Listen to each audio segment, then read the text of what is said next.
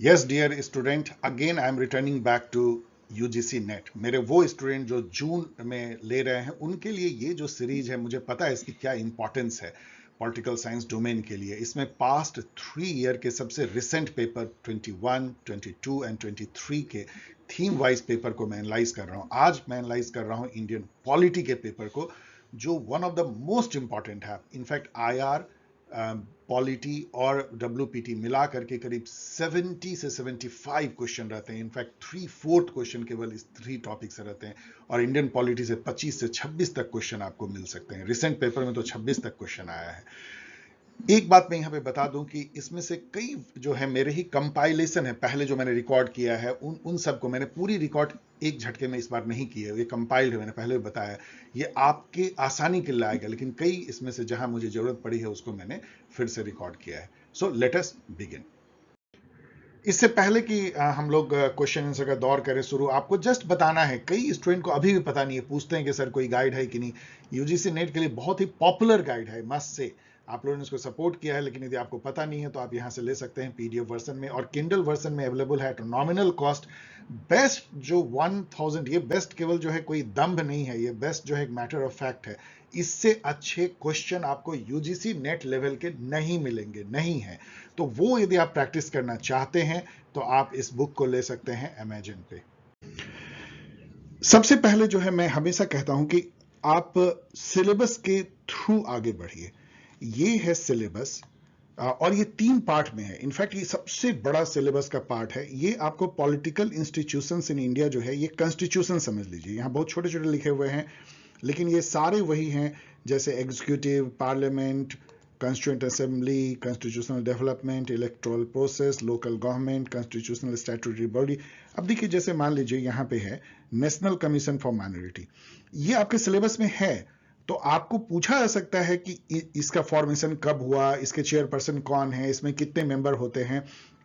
आपको ये भी पूछा सकता है कि ये सब जो स्टैट्यूटरी बॉडी है वो उनका फॉर्मेशन का ईयर का क्रोनोलॉजी क्या है, ये सारी चीजें आपको पता होना चाहिए। जैसे इलेक्टोरल रिफॉर्म है, तो आपको पूछा जा सकता है कि कौन सी कमेटी इलेक्टोरल रिफॉर्म पे बनी है, उस कमेटी ने क्या रिकमेंडेशन दिया है, उसकी क्रोनोलॉजी क्या थी, ये सब बातें आपको पूछी जा सकती हैं। तो आप सिलेबस से ही आगे तैयारी शुरू करें, ये मेरा पहला सजेशन है। ये पॉलिटिकल प्रोसेस, इसको आप इंडियन पॉलिटी कह सकते हैं। ये भी 2 पार्ट में है, आप यहां देख सकते हैं। काफी चीजें मैं पढ़ नहीं रहा हूं, लेकिन जैसे मान लीजिए आइडेंटिटी पॉलिटिक्स कैसे इंडिया में आगे बढ़ी है, कि पॉलिटिक्स में धर्म, जाति, इन सब का क्या स्थान है और क्या उसमें परिवर्तन आए हैं। सोशल मूवमेंट आपको जानना है, वुमेन की मूवमेंट, ट्राइबल, फॉरेस्ट, किसान एंड लेबर, इन सब की आप इसको पढ़ लीजिएगा। इसी तरीके से जो गवर्नेंस एंड पब्लिक पॉलिसी, एक स्टूडेंट ने मुझसे पूछा, सर गवर्नेंस क्या होती है। मैंने कई बार बताया है, यहां पे लिखी हुई भी है, कि गवर्नेंस जो है कैसे कोई कंट्री अपने मामलों में डिसीजन लेता है और उसको इंप्लीमेंट करता है, इसका स्टाइल क्या होता है। गवर्नमेंट एंड गवर्नेंस अलग अलग बातें हैं। गवर्नेंस, जैसा मैंने बताया, कि ये एक society, political society of course, कैसे निर्णय लेती है अपने सामाजिक जीवन को चलाने के लिए और कैसे उसको इंप्लीमेंट करती है, उसका स्टाइल है, उसका तरीका है। गवर्नमेंट वो मेजर एजेंसी है जो गवर्नेंस करती है, लेकिन गवर्नेंस के कॉन्सेप्ट में ये निहित है कि गवर्नमेंट के अलावा सिविल सोसाइटी, पीपल डायरेक्टली, और बहुत सारे और जो नॉन गवर्नमेंटल ऑर्गेनाइजेशन है वो जुड़ते हैं। इवन मार्केट उसमें जुड़ती है, एमएनसी जुड़ते हैं, कॉर्पोरेट जुड़ते हैं, और सब मिल करके जो है डिसीजन लेते हैं, इंप्लीमेंट करते हैं। पैंडेमिक ने ये शो भी किया है, इसको गवर्नेंस कहते हैं। इसमें गुड गवर्नेंस का कॉन्सेप्ट भी आता है, लोकल गवर्नेंस कैसे होता है, स्टेट गवर्नेंस कैसे होता है, सेंट्रल लेवल पे डिफरेंट जो गवर्निंग बॉडी है उनका आपस में नाता क्या होता है, ये सारी बातें जो है गवर्नेंस के अंदर आती हैं। ग्रास रूट गवर्नेंस जैसे आप देखिए तो Panchayati Raj institution and their functioning तो पूरी आ गई। प्लानिंग डेवलपमेंट है, public policy as a instrument of socio economic development, ये भी है। एंड इवेल्युएशन कैसे करते हैं इंडिया में गवर्नेंस के पर्सपेक्टिव से, पब्लिक पॉलिसी इंप्लीमेंट कैसे होती है, ये सारी है। अब यहां देखिए, जन सुनवाई आपके सिलेबस में है, सोशल ऑडिट आपके सिलेबस में है। जैसे क्वेश्चन है कि कौन सी जो संस्था है रूरल एरियाज में, वो सोशल ऑडिट की संस्था है, तो इसे ग्राम सभा है। इसी तरीके से आपको जन सुनवाई में एक क्वेश्चन भी आप देखेंगे, वो पूछी गई है कि ये पहली जन सुनवाई कहां हुई। तो ये चीज आप बोलेंगे अरे बिल्कुल अर्बिट है, मैंने भी पहली बार देखा तो मुझे लगा अर्बिट है, लेकिन जब मैंने सिलेबस देखा तो मुझे लगा अर्बिट नहीं है, क्योंकि ये सिलेबस में है। तो सिलेबस से जाइए। अब आइए 2021 फर्स्ट शिफ्ट, फिर हम सेकंड शिफ्ट देखेंगे इसके 2022 के फर्स्ट एंड सेकंड। एक लंबी वीडियो है, तेजी से चलने की, मुझे इजाजत दीजिए।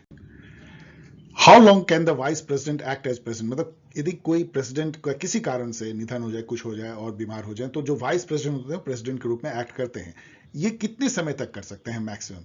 तो इसमें 6 महीने का फॉर्मूला लगाइए, 666। कॉन्स्टिट्यूशन में 6 महीने 6 हफ्ते, अधिकतर जो चीजें हैं, जो मान लिया ऑर्डिनेंस हैं, चाहे इमरजेंसी प्रोविजंस हैं, चाहे यहां पे हैं कोई बिल बिना पास हुए, सब 6 महीने वाले फॉर्मूले से चलता है, 6 के फॉर्मूले से। तो आपको यदि याद नहीं भी हो तो आप इसको 6 महीने टिक मार सकते हैं। वैसे इससे रिलेटेड आर्टिकल 62 है जिसमें कि ये लिखा हुआ है, इसको आप पढ़ लीजिएगा। By which constitutional amendment the word secular socialist secular integrity insert किया गया। ये सब बिल्कुल ही एक तरह का लड्डू क्वेश्चन है। यदि आप पॉलिटिकल साइंस के स्टूडेंट हैं और तैयारी कर रहे हैं यूजीसी नेट की, तो इसकी इन सब इंफॉर्मेशन तो मतलब आपके टिप्स पे होनी चाहिए। तो 42nd अमेंडमेंट 1976 से ये 3 वर्ड जो इंजर्ट किए गए थे, socialist secular and integrity, preamble में। और ये पहली बार था जब प्रियम्बल को अमेंड किया गया, शायद पहली और आखिरी बार भी, उसके बाद कभी नहीं किया गया। Who among the following referred to the Constituent Assembly as microcosm in action? पहले समझिए microcosm in action क्या है। मतलब मिनी भारत है, मतलब उसको आप देख के आप समझ सकते हैं कि भारत यहाँ पे है। माइक्रोकॉस्म इन एक्शन मतलब उसका मिनिएचर फॉर्म है। तो ये कहने वाले जो हैं ग्रेट ग्रैनविल ऑस्टिन थे, जिन्होंने 2 बुक लिखा, खास करके जो इनकी पहली बुक थी the Indian constitution cornerstone of nation, वो तो एक बाइबल जैसी बन गई है कॉन्स्टिट्यूशनल प्रोसेस को समझने के लिए, उसके मंशा को समझने के लिए जजेज यूज करते हैं इंडिया में। उसके 30 साल बाद इन्होंने जो है 1999 में दूसरी किताब लिखी, जो उतनी पॉपुलर नहीं हुई, वर्किंग इन ए डेमोक्रेसी। मतलब एक एक्सपीरियंस था कि इंडिया का कॉन्स्टिट्यूशन कैसे मतलब इंप्लीमेंट हुआ, या कैसे कॉन्स्टिट्यूशनलिज्म प्रैक्टिस की गई इंडिया में, ये 1999 में उन्होंने लिखा। अभी हाल में ही इनका निधन भी हुआ था। ग्रैनविल ऑस्टिन ने इसके अलावा जो है 2-3 और कथन कहे, जो कि कई एग्जाम में पूछे जाते हैं। जैसे उन्होंने कहा कि Indian constitution as a seamless web. अब मैं यहाँ कह नहीं रहा हूँ, नेट पे पढ़ लीजिएगा सीमलेस वेब किन किन 3 चीजों का सीमलेस वेब था। चलिए मैं कह ही देता हूँ, ये democracy, national unity and integrity and एक तरह का सोशल डेवलपमेंट या रिवॉल्यूशन, सोशल रिवॉल्यूशन था, इसका एक सीमलेस वेब था। Indian constitution as a social document भी इन्होंने कहा था। इंडियन फेडरलिज्म, कोऑपरेटिव फेडरलिज्म भी इन्होंने कहा था। तो ये सब बातें आपको ग्रैनविल ऑस्टिन के कोट याद रखने चाहिए, ग्रैनविल ऑस्टिन। अब यहां पे देखिए क्रोनोलॉजी तो इतनी आपको इस पेपर में आएंगे, इन 4 पेपर में, जो डिफरेंट जो इवेंट हुए हैं, मूवमेंट से, नेशनल मूवमेंट से रिलेटेड या कॉन्स्टिट्यूशनल डेवलपमेंट, उसमें पूछी जाती है। अब यहां देखें तो कम्युनल अवार्ड जो है 1932 में, जिसमें कि दलितों को भी सेपरेट इलेक्टोरेट दिया गया था, आई थी।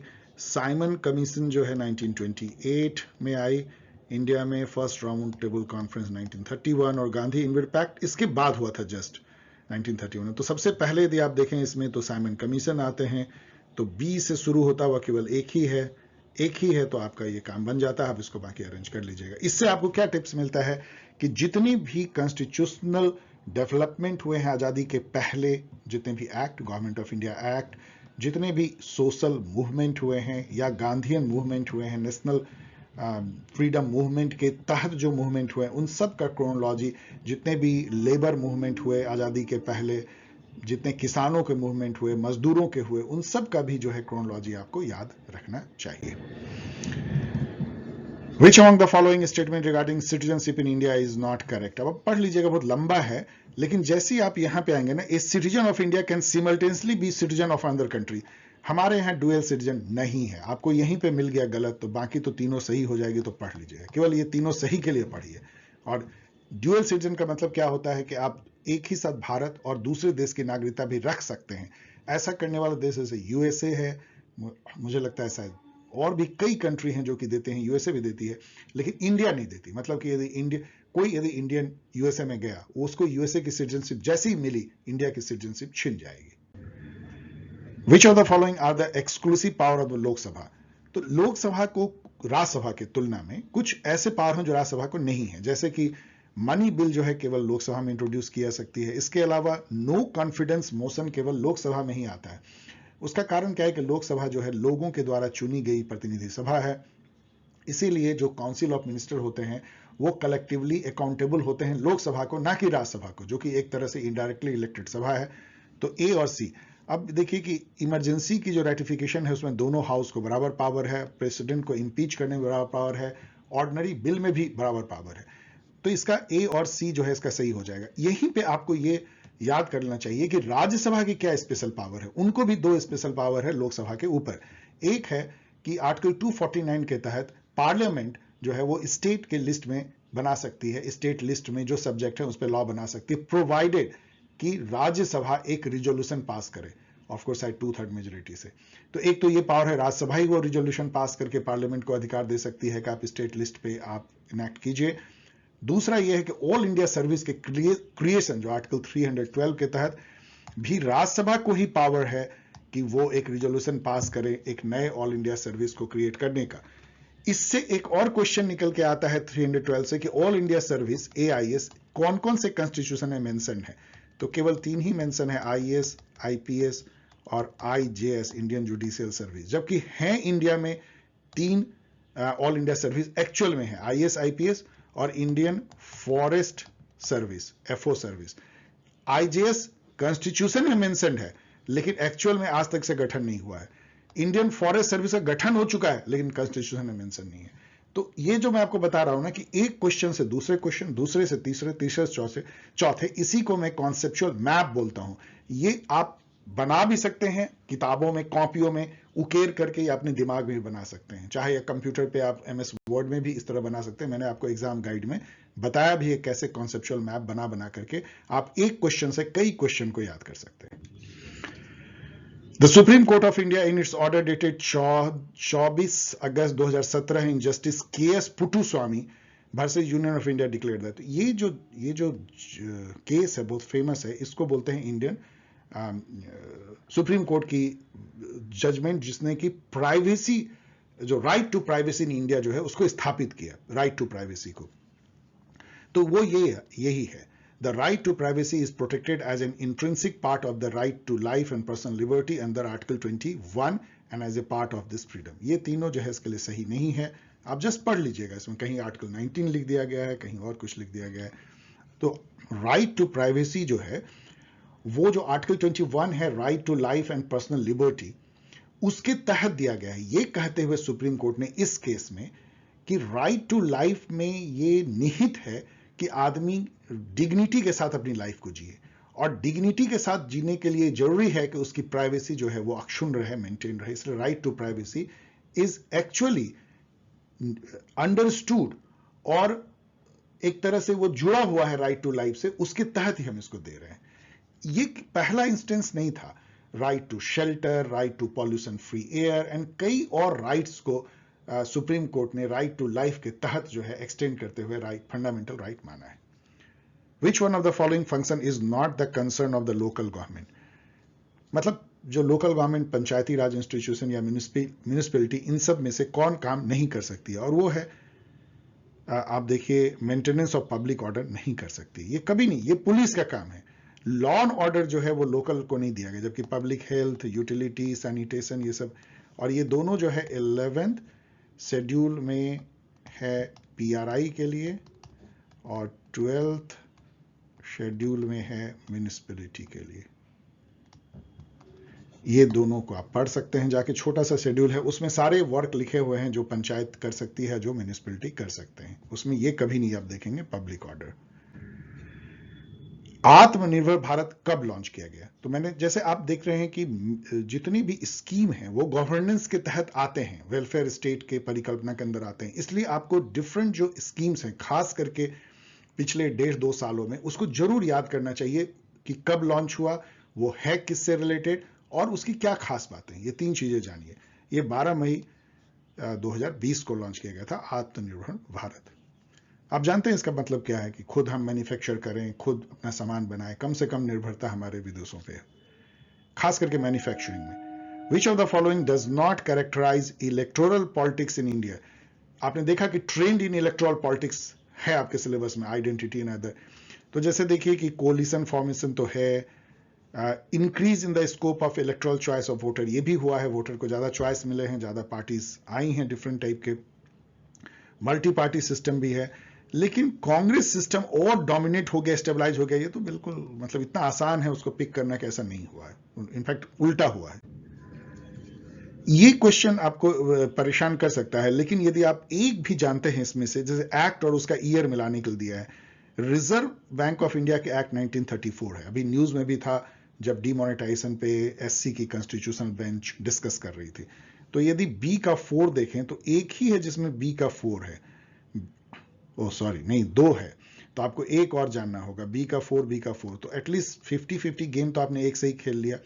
मैंने सही दे दिया, आप जस्ट याद कर लीजिए। यहां इस क्वेश्चन में आपको फाइनेंस कमीशन के बारे में पूछा गया कौन गलत है। इसका मतलब ध्यान दीजिए, गलत और सही में बहुत हम लोग गलती करते हैं, इसको हम करेक्ट पढ़ लेते हैं और फिर गलत कर बैठते हैं, तो इनकरेक्ट। तो 280 के तहत फाइनेंस कमीशन बैठती है। फाइनेंस कमीशन का मेन रोल जो है वो जो टैक्स रेवेन्यू होती है उसका बंटवारा कैसे सेंटर और स्टेट के बीच में हो, वो टैक्स जो सेंटर वसूलती है।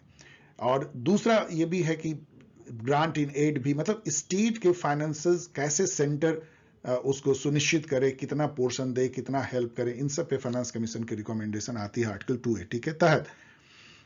इसके ये गलत है, फाइनेंस कमीशन का जो कॉन्स्टिट्यूशन है उसमें आप यहां पढ़िए कि 5 मेंबर होते हैं, 1 चेयरपर्सन और 4 मेंबर, यहां 2 मेंबर हैं, गलत है, बहुत ही अंदर की बात है, कई बार जानना मुश्किल भी होता है। ये भी गलत है, फाइनेंस कमीशन अपनी जो रिकमेंडेशन होता है वो पार्लियामेंट को नहीं सौंपता, वो प्रेसिडेंट को सौंपता है। यहां पे याद रखिए कि जितनी भी कॉन्स्टिट्यूशनल बॉडी है लाइक सीएजी या फाइनेंस कमीशन, ये सब अपनी जो एनुअल रिपोर्ट होते हैं पहले वो प्रेसिडेंट को देते हैं और फिर प्रेसिडेंट जो है उसको पार्लियामेंट में रखवाते हैं, अल्टीमेटली पार्लियामेंट में जाती है। तो ये दोनों गलत है, बी और सी तो आपको मिल ही गया, चूंकि 2 ही गलत खोजना है और 2 आपको मिल गया है तो ये जरूर सही होगा, तो इसको बस पढ़ लीजिएगा। अब यहां पे देखिए, ये भी बहुत मुश्किल है क्योंकि ये सब बहुत फेमस ऑथर नहीं है इंडिया के पॉलिटिक्स पे लिखने वाले, इसलिए मैंने सीधा दे दिया है, आप इसको पढ़ लीजिए। लेकिन इस टाइप के क्वेश्चन को आप मुस्कुरा के आगे भी बढ़ सकते हैं मेरे अनुसार से। तो अब यहां पे भी ये बहुत डिफिकल्ट है कि इन सब को आप जानते जरूर होंगे, ये सब ट्रेड यूनियन है। इनफैक्ट इससे अच्छा क्वेश्चन ये होता है जो आगे भी दिया गया है कि ये ट्रेड यूनियन किस पॉलिटिकल पार्टी से एफिलिएटेड है। लाइक इंटक जो है वो कांग्रेस से है और भारतीय मजदूर संघ जो है बीजेपी से है। तो ये सब आप आसान क्वेश्चन है, मतलब या अच्छा क्वेश्चन, आसान भी नहीं, लेकिन ये कि कब इसका ये हुआ है, गठन हुआ है या सेटअप हुआ है या कब फॉर्म हुआ है, ये डिफिकल्ट है, इसलिए मैंने सीधा आंसर दे दिया है, आप याद कर लीजिए और जाके देख भी सकते हैं। लेकिन ये सब सिलेबस में है, ध्यान रखिएगा, ऑफकोर्स थोड़े डिफिकल्ट है, मेमोरी पे जोर पड़ता है, लेकिन ये कोई आर्बिट नहीं है। लेबर मूवमेंट इंडिया में जो सफर करता है, ये क्वेश्चन मैं इसको क्वेश्चन मार्क लगाऊंगा क्योंकि इसका जो ऑफिशियल आंसर है वो है ए बी सी, तो ये तो ऑफिशियल आंसर है, लेकिन मैं इससे ताल्लुकात या ये नहीं रखता, मतलब तवज्जो नहीं रखता या मैं उससे एग्री नहीं करता कि लो मेंबरशिप लेबर मूवमेंट की क्यों होगी। लेबर मूवमेंट में लेबर तो काफी जुड़ ही जाते हैं, हाँ वीक फाइनेंस होगा, बहुत सारे यूनियन हैं, ये हैं, और उसके ऑर्गेनाइजेशनल स्ट्रक्चर भी डिफरेंशिएटेड हैं, लेकिन इन्होंने इसको काट दिया, इसको ले लिया, तो मैं बस क्वेश्चन मार्क लगा रहा हूँ, ये इनवैलिड भी हो सकती है। ऑफिशियल आंसर मैंने टिक मार दिया है, सोचिएगा। अब यहां पे देखिए आर्टिकल 324 के बारे में कहा जा रहा है, ये बहुत इंपॉर्टेंट आर्टिकल है जो इलेक्शन कमीशन ऑफ इंडिया के गठन और उसके फंक्शन पे जो है मेंशन करती है या बताती है, आर्टिकल 324। अब इसमें ये कह रहे हैं कि ये आर्टिकल जो है कब फोर्स में आया, ये बहुत अच्छा क्वेश्चन है, आपको जानना चाहिए। ये आ गया था उसी दिन जिस दिन की हमने कॉन्स्टिट्यूशन को एडॉप्ट किया था, वो है 26 नवंबर 1949, जो कि प्रीएम्बल में यही डेट दिखती है।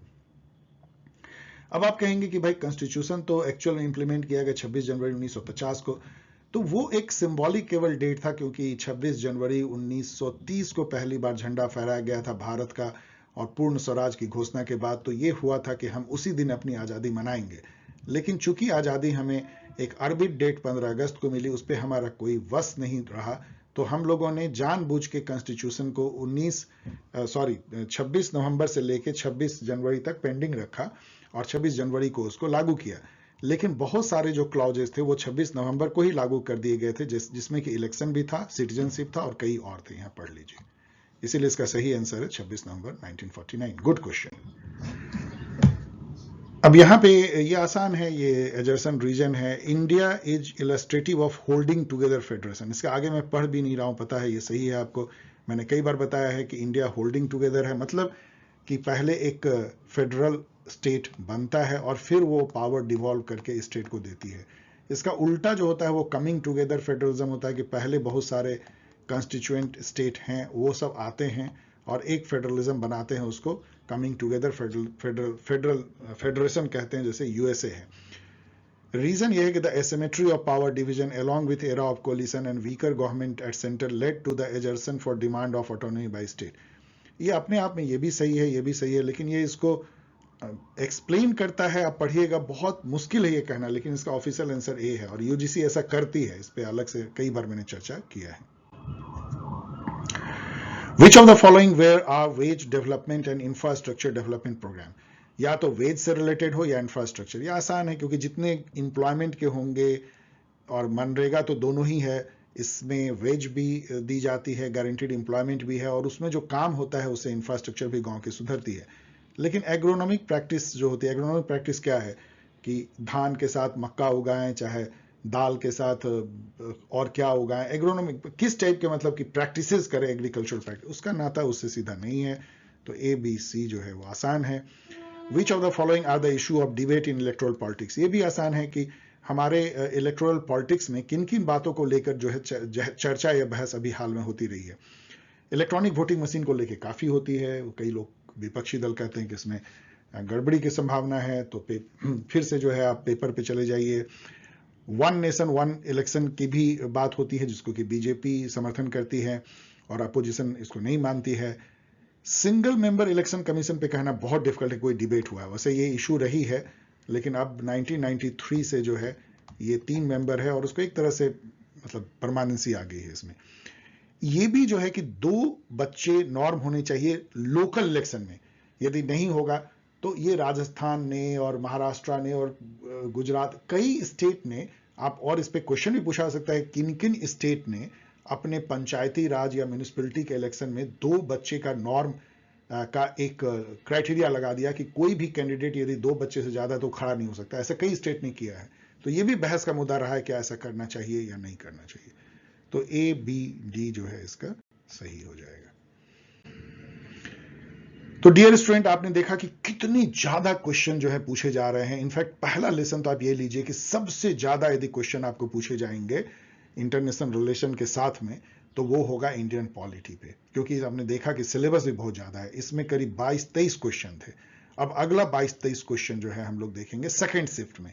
आपको एक लगभग आइडिया मिलने लगा होगा कि किस टाइप के क्वेश्चन पूछते हैं। फर्स्ट क्वेश्चन देखिए सेकंड शिफ्ट का 2021 का। Given below 2 statement the second administrative reform commission in its 7th report entitled. अब मैं पूरा नहीं पढ़ूंगा। बेसिकली यदि आप सेकेंड एडमिनिस्ट्रेटिव रिफॉर्म कमीशन की 15 रिपोर्ट का जस्ट एक बार ब्राउज भी कर ले, मैंने कई जगह दिया आपको पढ़ना चाहिए, तो उसमें 7वां रिपोर्ट जो है वो capacity building for conflict resolution है।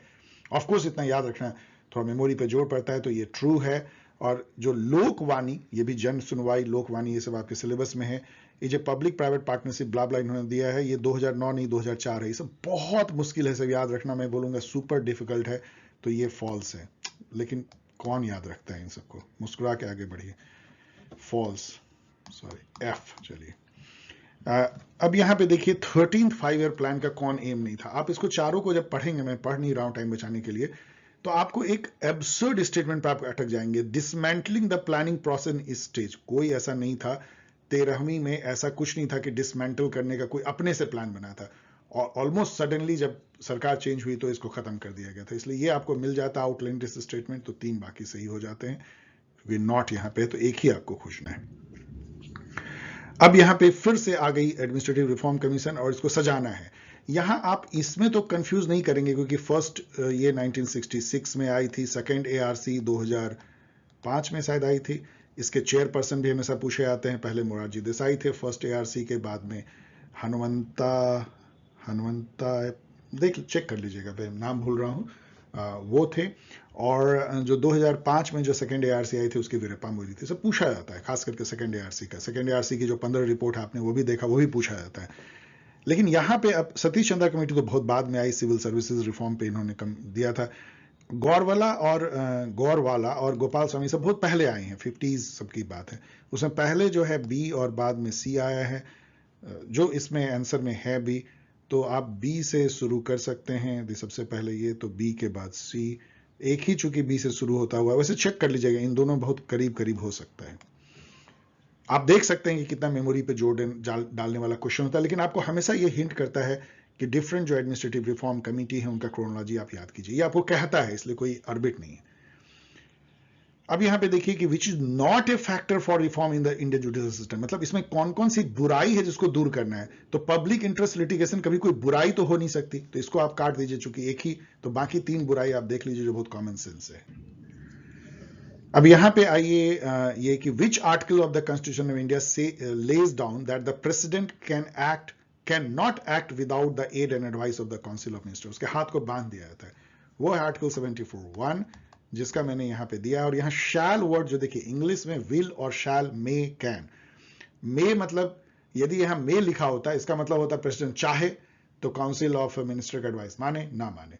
विल होता तो वो भी एक नरम होता है, मान भी सकता है लेकिन किसी किसी मौके पे नहीं मान सकता। शैल मतलब उसके हाथ पैर पूरे बांध दिए गए हैं, तो यहां शैल है, shall act in accordance with such advice. और ये जो चेंज किया गया है, ये 42nd अमेंडमेंट में किया गया था, जहां हाथ पैर बांध दिए गए थे और उसको बाद में छोड़ भी दिया गया। तो अभी जो है प्रेसिडेंट का बिल्कुल अपनी डिस्क्रिप्शन नहीं है, वो एक बार जरूर लौटा सकता है काउंसिल ऑफ मिनिस्टर के एडवाइस को, लेकिन यदि सेकंड टाइम फिर वही advice council of minister headed by prime minister दे प्रेसिडेंट को, तो he is bound to act as per that advice, as per the 74(1) of the constitution. यहां पे 75 को भी याद कर लीजिए, जो प्राइम मिनिस्टर के अपॉइंटमेंट से रिलेटेड बातें करता है। अब यहां पे देखिए, तो ई गवर्नेंस जो है, आप नेशनल ई गवर्नेंस प्लान से आप मैच कर लीजिए, तो शायद इसी से बन जाए ए का 2, और देखिए ए का 2, बाकी आप मैच कर लीजिएगा। बहुत आसान क्वेश्चन है, सब लड्डू क्वेश्चन। रीजनलाइजेशन देखिए, the Mountbatten plan was announced on May 13। अब देखिए, ये बहुत बड़ा मेमोरी नहीं है, क्योंकि हम लोग इसको June 3 प्लान बोलते हैं, और यदि ये आपको याद है तो ये क्वेश्चन क्रैक हो गया, क्योंकि ये हो गया फॉल्स, यहां डेट दिया गया गलत, और ये वाली डेट सही है। हमें आजादी तो जरूर 15 अगस्त को मिली, लेकिन जो उसकी जो पार्लियामेंट में जो एक्ट पास हो गया था, इंडियन की आजादी का एक्ट, वो जुलाई 18 को ही पास हो गया था। ये भी डेट बहुत इंपॉर्टेंट है। तो ये फॉल्स हो गए और ये ट्रू हो गया, तो इसका सही ऑप्शन क्या होता है कि A is false but R is true, ये वाला हो गया। अब यहां पे देखिए, फिर ये जितने जो कमीशन है उनका गठन जो हुआ है उसको क्रोनोलॉजिकली करना है। ये सब आपको पूछा जा रहा है, लगातार आपको ये हिंट दे रहा है कि जितने भी कॉन्स्टिट्यूशनल बॉडी है, स्टैट्यूटरी बॉडी है, उनका कब सेटअप हुआ है, कितने मेंबर होते हैं, आर्टिकल में कहां लिखा है कॉन्स्टिट्यूशनल है, उसका क्या काम है, ये सब आपको जानना है। तो यहां यदि आप देखेंगे तो सबसे पहले यूपीएससी तो समझिए कॉन्स्टिट्यूशन बनने के साथ ही लागू हो गया, इससे पहले तो कोई हुआ नहीं होगा, तो बी से शुरू होगा, और बी से शुरू होता हुआ केवल एक ही है, तो ये सब लड्डू क्वेश्चन हो गया, बाकी तो आप मैच कर लीजिए। और सबसे बाद में आप देखेंगे तो सही मायने में नीति आयोग है, जो 2015 शायद जनवरी में इसको ओपन किया गया या सेटअप किया गया। 14 फाइनेंस कमीशन कभी 2010 वर्ष में हुआ होगा, एंड सीबीसी 1964 में हुई है। अब यहां पे 74 अमेंडमेंट के बारे में कहा जा रहा है कि which of the following are provided by the 74th। अब यहां पे यदि आप देखें तो इसमें 3 सही है, 1 गलत है, मतलब एक ही आपको खोजना है जो गलत है। तो यहां पे देखें तो बैकवर्ड क्लास की रिजर्वेशन नहीं है, ना तो 73 में है ना 74 में। एससी को है, एसटी को है और वुमेन को है। अब यहां इससे तो आपको मिल गया, यहां पे सी हो गया, ये 3 है। यहां इससे रिलेटेड एक क्वेश्चन है ट्रिपल टेस्ट क्राइटेरिया, जो अभी बहुत चर्चा में है। इसमें हुआ क्या कि बाद में यह आया कि नहीं, क्यों नहीं हम ओबीसी को भी रिजर्वेशन दे। ये मामला कोर्ट में पहुंचा, सुप्रीम कोर्ट में। सुप्रीम कोर्ट ने कहा ठीक है, कुछ कंडीशन के साथ आप दे सकते हो ओबीसी को, आपको 3 कंडीशन पूरा करना है। एक कमीशन बिठाओ, वो जानकारी प्राप्त करेगा जो आपके यहाँ पिछड़े हुए क्लासेस हैं, कास्ट हैं, फिर उसमें कितना रिजर्वेशन देना है वो तय करो, एक रिकमेंडेशन जो कमीशन का है उसके अनुसार, और ये भी देखो कि वो 50% से अधिक ना हो। ये तीनों क्राइटेरिया को यदि पूरा करो तो फिर आप दे सकते हो। एमपी जो है बिकेम द फर्स्ट स्टेट जिसने कि ट्रिपल टेस्ट क्राइटेरिया एससी का पूरा किया और रिजर्वेशन दिया ओबीसी को। दूसरा स्टेट अभी यूपी चर्चा में आया, वहां पे वो नहीं कर पाए, तो इलाहाबाद हाईकोर्ट ने उनको मना कर दिया। तो फिर सेंटर ने उसको इंटरवीन किया, उसको कुछ टाइम दिया है कि इसको पूरा करें और ये इसको कर पाए, मतलब ट्रिपल टेस्ट क्राइटेरिया करने के बाद। तो ये शायद इस बार पूछा जाए। For which purpose was the cabinet mission sent to India. अब यहां पे देखिए तो इसमें 3 हैं, 2 भी हैं, तो 1 या 2 गलत होंगे। तो गलत आपको खोजना है तो यहां देखिए to suppress the intensity of the national movement, नहीं ऐसा कुछ नहीं था। कैबिनेट मिशन 1946 में आई थी, उसका पर्पस यह था कि कैसे पावर को दिया जाए और India as a nation state कैसा रहेगा, वो एक अंतिम शायद ईमानदार कोशिश थी ब्रिटिश गवर्नमेंट की या ब्रिटिश रूल की कि इंडिया एक रह पाए जो आज 3 कंट्री है। उन्होंने कहा था कि 3 ग्रुप बना लो, एक ग्रुप जो है वो जो है ABC उन्होंने कहा था, अब देख लेना कि C कौन सा है, ABC मतलब एक ग्रुप तो वो है जो कि इसको आप पाकिस्तान कहते हैं, नॉर्थ वेस्टर्न प्रोविंसेस, दूसरा वो जो आज बांग्लादेश कहलाती है, और तीसरा जो आज इंडिया कहलाती है। उन्होंने कहा कि ये तीनों ग्रुप बना देते हैं, तीनों ग्रुप एक फेडरेशन बनाओ, वही कमिंग टुगेदर फेडरेशन, और आपस में मिलजुल करके चलाओ, एक लूज कन्फेडरेशन रहो। लेकिन ये जो है किसी ने नहीं माना, पहले कांग्रेस ने रिजेक्ट किया, मुस्लिम लीग ने रिजेक्ट किया और बाद में पार्टीशन हो ही गई। तो इस C को हटा दो तो ABD, तो ABD इसका सही हो जाता है। Which of the following tribal movement took place in the post independent India. बहुत आसान है क्योंकि ये सब जो है सब आजादी के पहले हुआ था। बिरसा मुंडा जिसको उलगुलान कहते हैं, कोल रिबेलियन झारखंड में हुआ था, संथाल भी झारखंड में हुआ था, बोडो मूवमेंट आपको पता है ये आजादी के बाद हुआ है। Arrange the following of the, ये स्टेट कैसे बने, ये इतना पॉपुलर क्वेश्चन है, कौन पहले बना कौन बाद में बना, कि ये तो हर स्टूडेंट को याद करना चाहिए। हरियाणा 1966 में पंजाब से अलग हुआ, तेलंगाना 2014 या 15 देख लीजिएगा सबसे लास्ट में, तो B सबसे लास्ट में, और सबसे लास्ट में B केवल एक ही है, तो इसमें क्या देखना है, ये तो बहुत आसान हो गया, वेरी इजी लड्डू क्वेश्चन हो गया इसके चलते। विच one of the following is a redressal mechanism of grievance, मतलब ग्रीवांस को हल करने में इसमें से कौन सा जो है एक मैकेनिज्म है। तो राइट टू इंफॉर्मेशन जो है ग्रीवांस भी, जबकि राइट टू इंफॉर्मेशन ऐसे जो है शिकायत दूर करने कोई माध्यम नहीं है, लेकिन जैसे ही राइट टू इंफॉर्मेशन से कोई सवाल पूछा जाता है तो तुरंत वो विभाग, जो सरकारी विभाग, उस शिकायत को दूर कर देता है, क्योंकि उनको पता है कि अब ये पब्लिक में आ जाएगी। इसलिए भी ये जो है राइट टू इंफॉर्मेशन एक ग्रीवांस रिड्रेसल मैकेनिज्म हो गया है। तो एडमिनिस्ट्रेटिव रिफॉर्म कमीशन ये तो सीधा नहीं है, ये सब राइट टू एजुकेशन का ग्रीवांस से नाता सीधा नहीं है, तो right to information common sense से भी आप मार सकते हैं और इसको जानना भी चाहिए।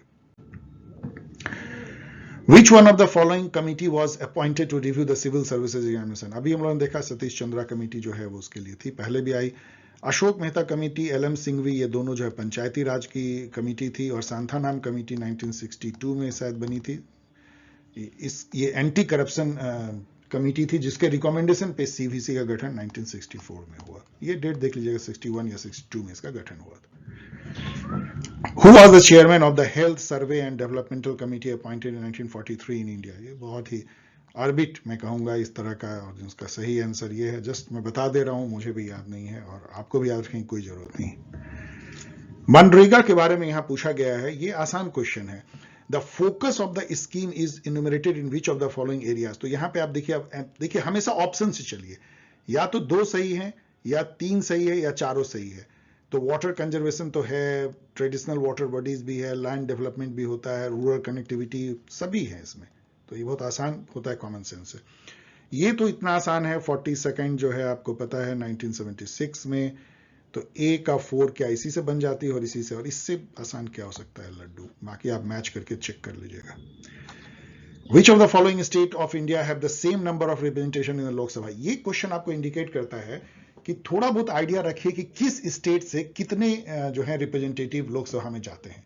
जैसे सबसे ज्यादा यूपी से जाते हैं करीब 80 के आसपास। उसके बाद यदि आप देखेंगे तो कौन सा स्टेट है जिससे सबसे ज्यादा जाते हैं, महाराष्ट्र शायद हो सकता है 48 हैं, बिहार से 40s में है, बंगाल से 40 में है, मध्य प्रदेश उसके बाद है, चेक कर लीजिएगा। तो कई स्टेट कौन से स्टेट हैं और से कितने हैं, ये एक बहुत ही इंपॉर्टेंट फैक्ट है, ऑफ कोर्स मेमोरी बेस्ड, जिससे क्वेश्चन लगातार पूछता है।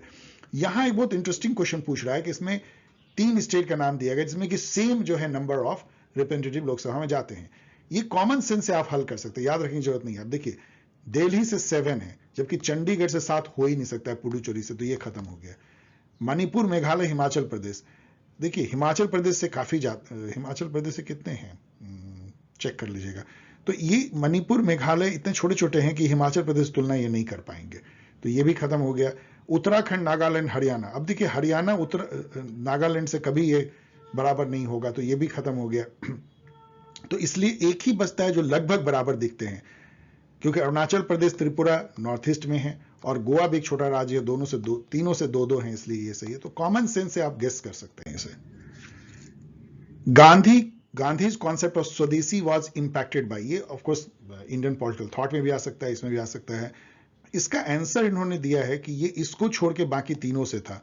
मैं थोड़ा कंफ्यूज हूं इसको लेकर के, लेकिन चलिए इन्होंने ऐसा दिया है, अब आगे और पढ़ लीजिएगा।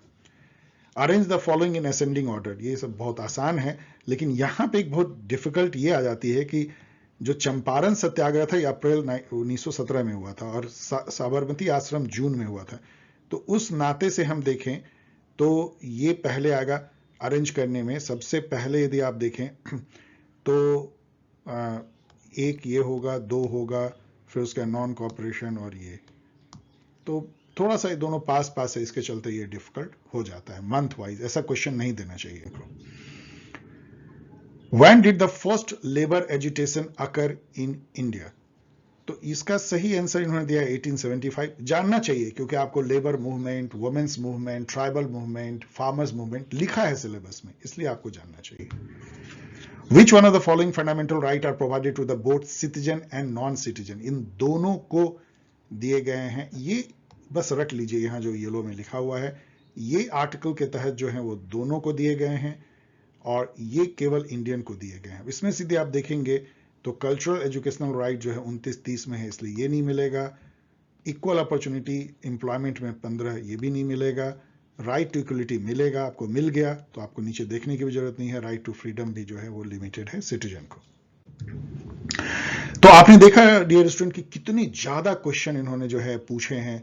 दोनों ही जो शिफ्ट हुआ था 2021 में 20 से ज्यादा क्वेश्चन, और आपने ये भी देखा कि मेमोरी बेस्ड क्वेश्चन थे बहुत ज्यादा, लेकिन एकदम सिलेबस से टच किए हुए और वैसे ही क्वेश्चन जैसा कि हम आशा करते हैं। अब हम लोग जो है 2022 के शिफ्ट 1 और शिफ्ट 2 को देखेंगे। फर्स्ट क्वेश्चन 2022 शिफ्ट 1 का, what is the common in the election symbol of Samajwadi party, Telugu Desam and Manipur people's party?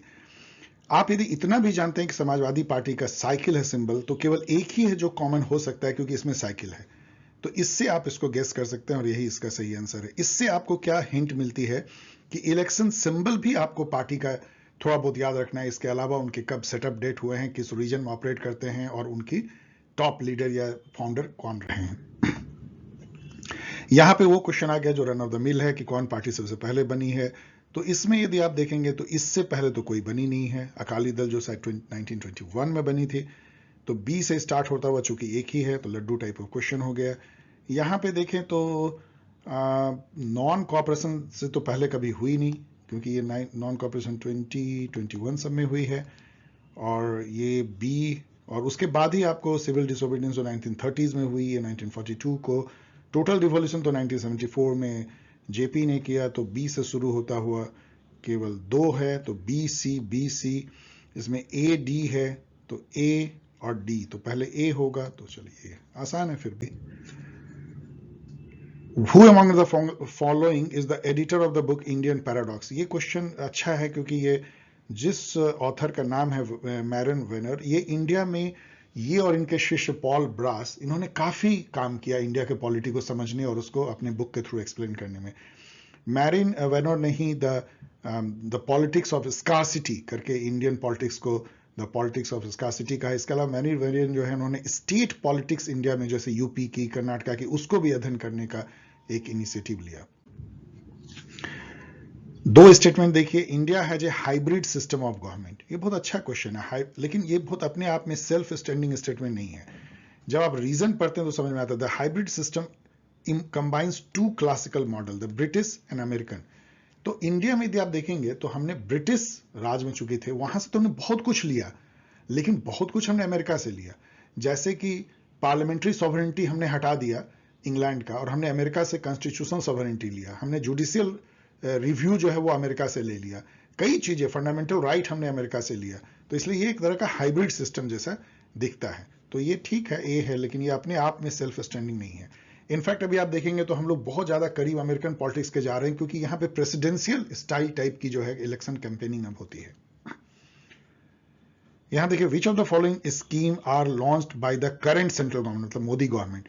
तो इसमें आप देखेंगे तो किसान न्याय योजना, अब यहां देखिए तीन तीन आपको है, तो एक ही हटाना है, और एक जो हटाना है वो मिल गया आपको बी, तो ए सी डी हो जाएगा। ए सी डी आसान है, क्योंकि ये कोई योजना है ही नहीं, कांग्रेस इस टाइप का कुछ लेके आई थी। अब यहां पे वही मैं कह रहा था कि ये क्वेश्चन अच्छा है कि कौन ट्रेड यूनियन किस पार्टी से एफिलिएटेड, ये बहुत कॉमन क्वेश्चन है। तो जो ए आई तक है ये कम्युनिस्ट पार्टी से है, ए का 2 क्या इसी से बन जाती है, तो इससे आपका 50-50 आपने खेल लिया। भारतीय मजदूर संघ जो है वो राष्ट्रीय स्वयं सेवक संघ, तो बी का 4 और बी का 4 और आपका जो है काम बन जाता है यहीं से, बाकी इसको मैच कर लीजिएगा। यहां पे in which case the supreme court of India rule that provision of judicial review comes under the essential feature, तो ये इन्होंने एक ही इसमें से ऐसा केस है जो कि बेसिक स्ट्रक्चर है, बेसिक फीचर पे फोकस करता था, वो था 1980 का Minerva mill case. Golaknath case 1967 में आया था, एडिशनल इंफॉर्मेशन, जिसमें कि पार्लियामेंट ने ये व्यू ले लिया था कि फंडामेंटल राइट को चेंज करने का या अमेंड करने का अधिकार है ही नहीं पार्लियामेंट को। एसआर बोमई केस 1994 में आया था, जिसमें कि सेंटर स्टेट रिलेशन पे काफी सुप्रीम कोर्ट ने इंपॉर्टेंट ये कहते हुए दिया था कि स्टेट गवर्नमेंट को आर्टिकल 356 के तहत जो डिसमिस करती है वो बहुत मायने में अनकॉन्स्टिट्यूशनल होता है और वो जुडिशियल रिव्यू के दायरे में आएगा। इंदिरा साहनी केस जो है ये क्रीमी लेयर जो ओबीसी रिजर्वेशन है उससे रिलेटेड है।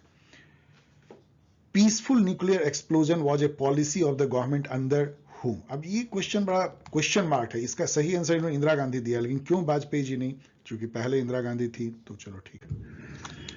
Right to freedom of religion as enshrined in the constitution of India, उसमें ये कह रहा है कि कौन पहले आया। अब देखिए ये उतना मुश्किल नहीं है, क्योंकि यदि आप पहला भी लाइन याद रखें तो सबसे पहले आया freedom of conscience and the right freely to profess practice and propagate religion, जो यहां पे आपको दिखता है। तो चूंकि कॉन्शियंस केवल एक ही जगह आ रहा है और सबसे पहले वो आया है, तो सी से शुरू होता हुआ, चूंकि सी से शुरू होता हुआ केवल एक ऑप्शन है, इसलिए ये लड्डू क्वेश्चन बन जाता है, अदरवाइज बहुत टफ होता। तो आप इसके क्रम को जान सकते हैं।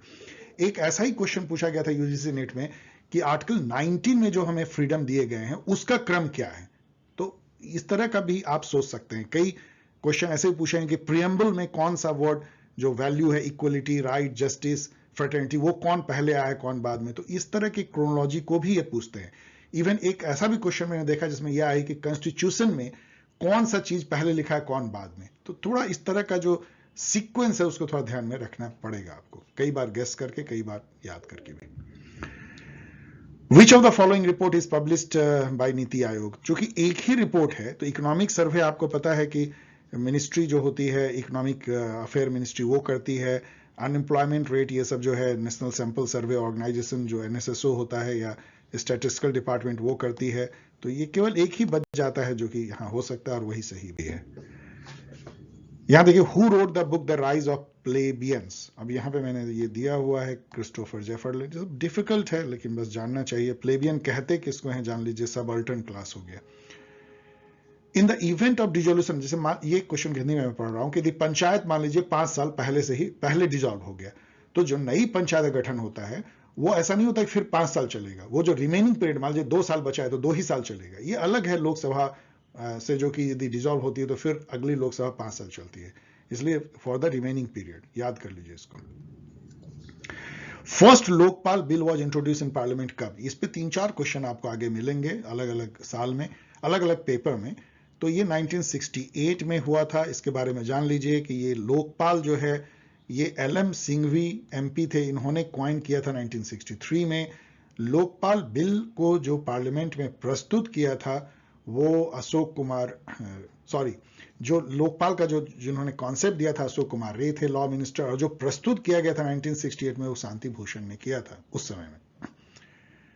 सेल्फ रेस्पेक्ट मूवमेंट हम सभी जानते हैं और आपको भी जानना चाहिए कि ये पेरियार EV रामास्वामी नायकर ने लॉन्च किया था, जिन्होंने जस्टिस पार्टी की स्थापना की, बाद में DK की भी उन्होंने स्थापना की, और उसी से जो है DMK और AIADMK ये सब निकला है।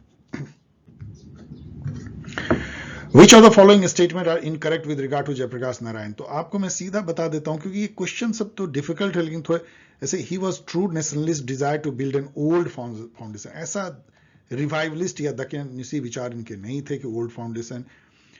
स्वराज ऐसा नहीं था, तिलक जी जैसा इनका कोई ऐसा बयान नहीं था। तो ये दोनों को यदि आप काट देंगे तो यही आपको नॉट चुकी है, तो सी और डी मिल जाता है आपका। बाकी ये जेपी के बारे में सही है, पढ़ लीजिए।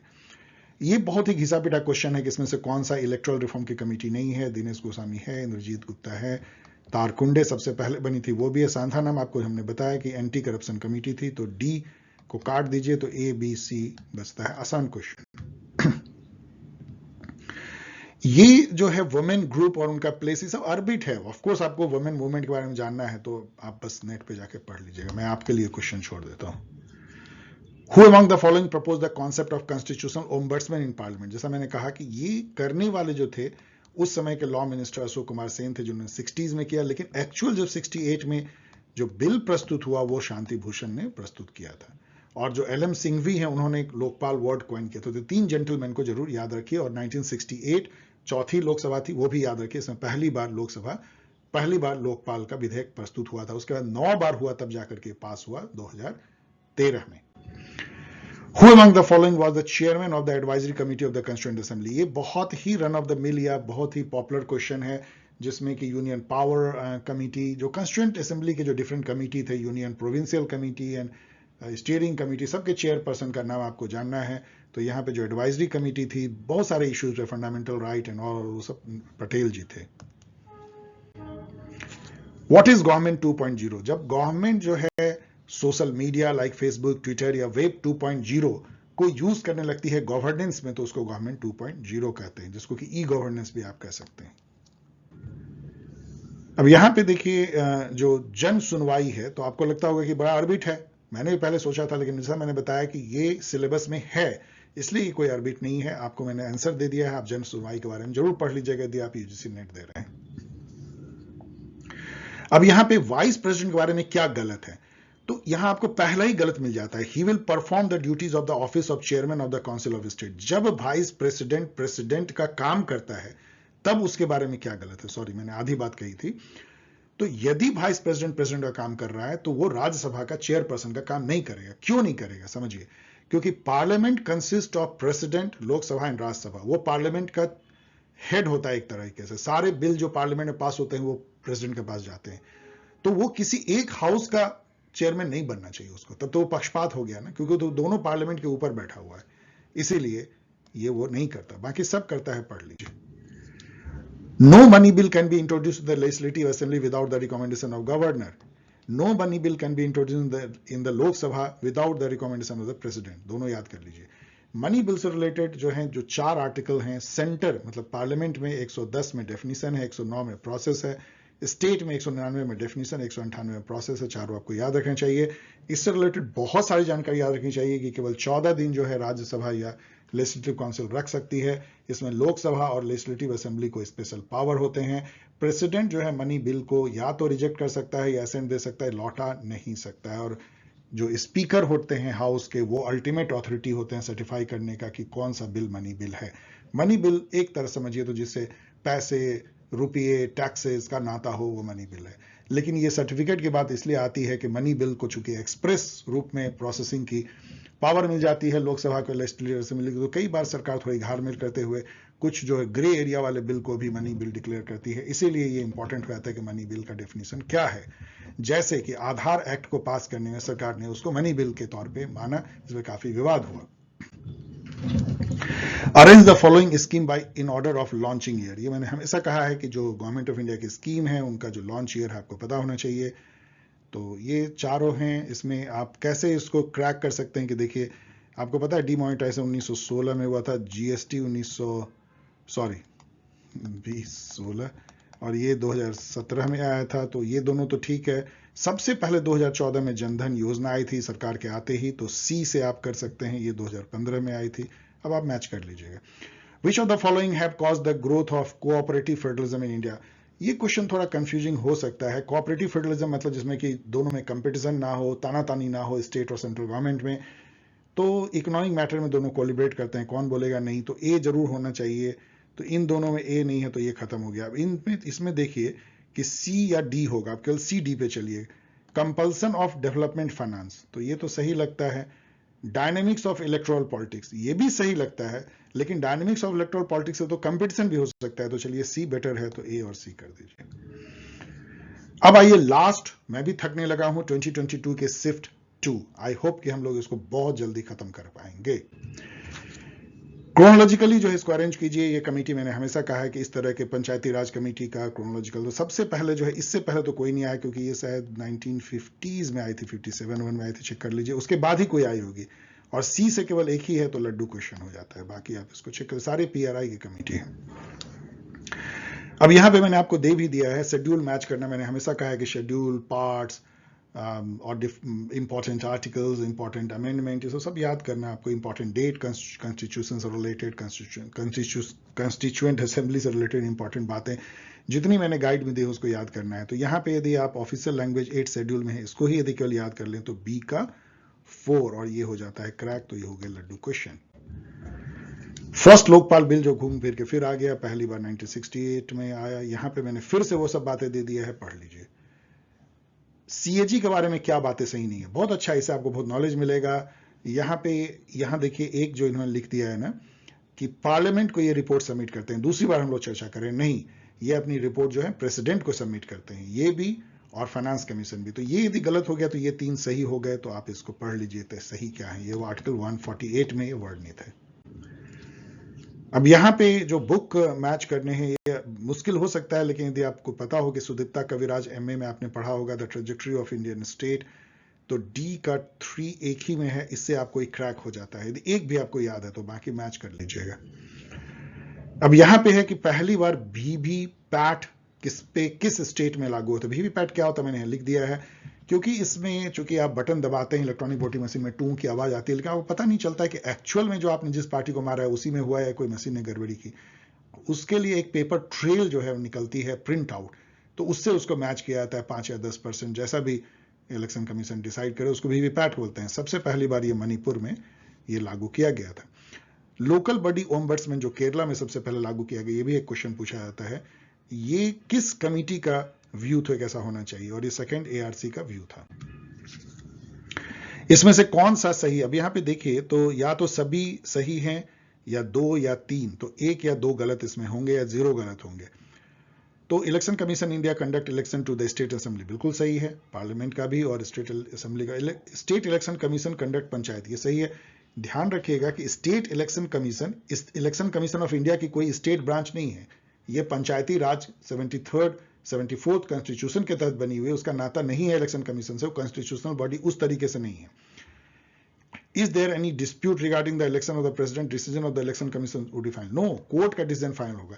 देखिए इलेक्टोरल मामले में कोर्ट अरंगा नहीं मारेगी, ये आर्टिकल 329 में लिखा है, लेकिन एक बार इलेक्शन हो गया तो उसमें जो इलेक्शन को लेके जो डिस्प्यूट होगा वो कोर्ट ही फाइनल फैसला करेगा, इसलिए सी गलत है। तो यदि सी गलत है तो सभी तो सही हो नहीं सकते हैं, और सी गलत हो गया तो इसका मतलब कि सी जिसमें भी है वो नहीं होगा सही, तो यही 2 बचा। इन दोनों में ए बी तो कॉमन है, तो डी को देखिए, election commission is responsible for polling, counting, declaration result, कौन बोलेगा नहीं, तो इसका मतलब सही आंसर ये हो गया। अब इसको अरेंज करना है, ये सब एक तरह का तो फॉरेन है, तो आईआर में भी आ सकता था, लेकिन इंडस वाटर ट्रीटी 1960s में हुई है, ऐसा 60 में, तो सबसे पहले ये है, फिर शिमला एकॉर्ड 1972 में हुई है, फिर ये दोनों तो बाद में हुई है। तो डी से शुरू होता हुआ डी के बाद सी केवल एक ही है, आसान है। ऑफकोर्स ये शायद मैंने इसमें दिया नहीं भी आ सकता था ये। Who said whether you call a federal constitution or a unitary constitution, किसी भी नाम से कहो फेडरल यूनिटरी, लेकिन हमारा काम बन जाए तो हो गया। तो ये कहने वाले राजेंद्र प्रसाद थे, और अरबी टाइप का कोट है, मैंने भी पहली बार इसको देखा, लेकिन बस याद कर लीजिए यदि कभी आ गया तो। यहां पे देखिए ये कह रहा है कि कौन सा वाटर डिस्प्यूट जो है वो सही मैच नहीं है।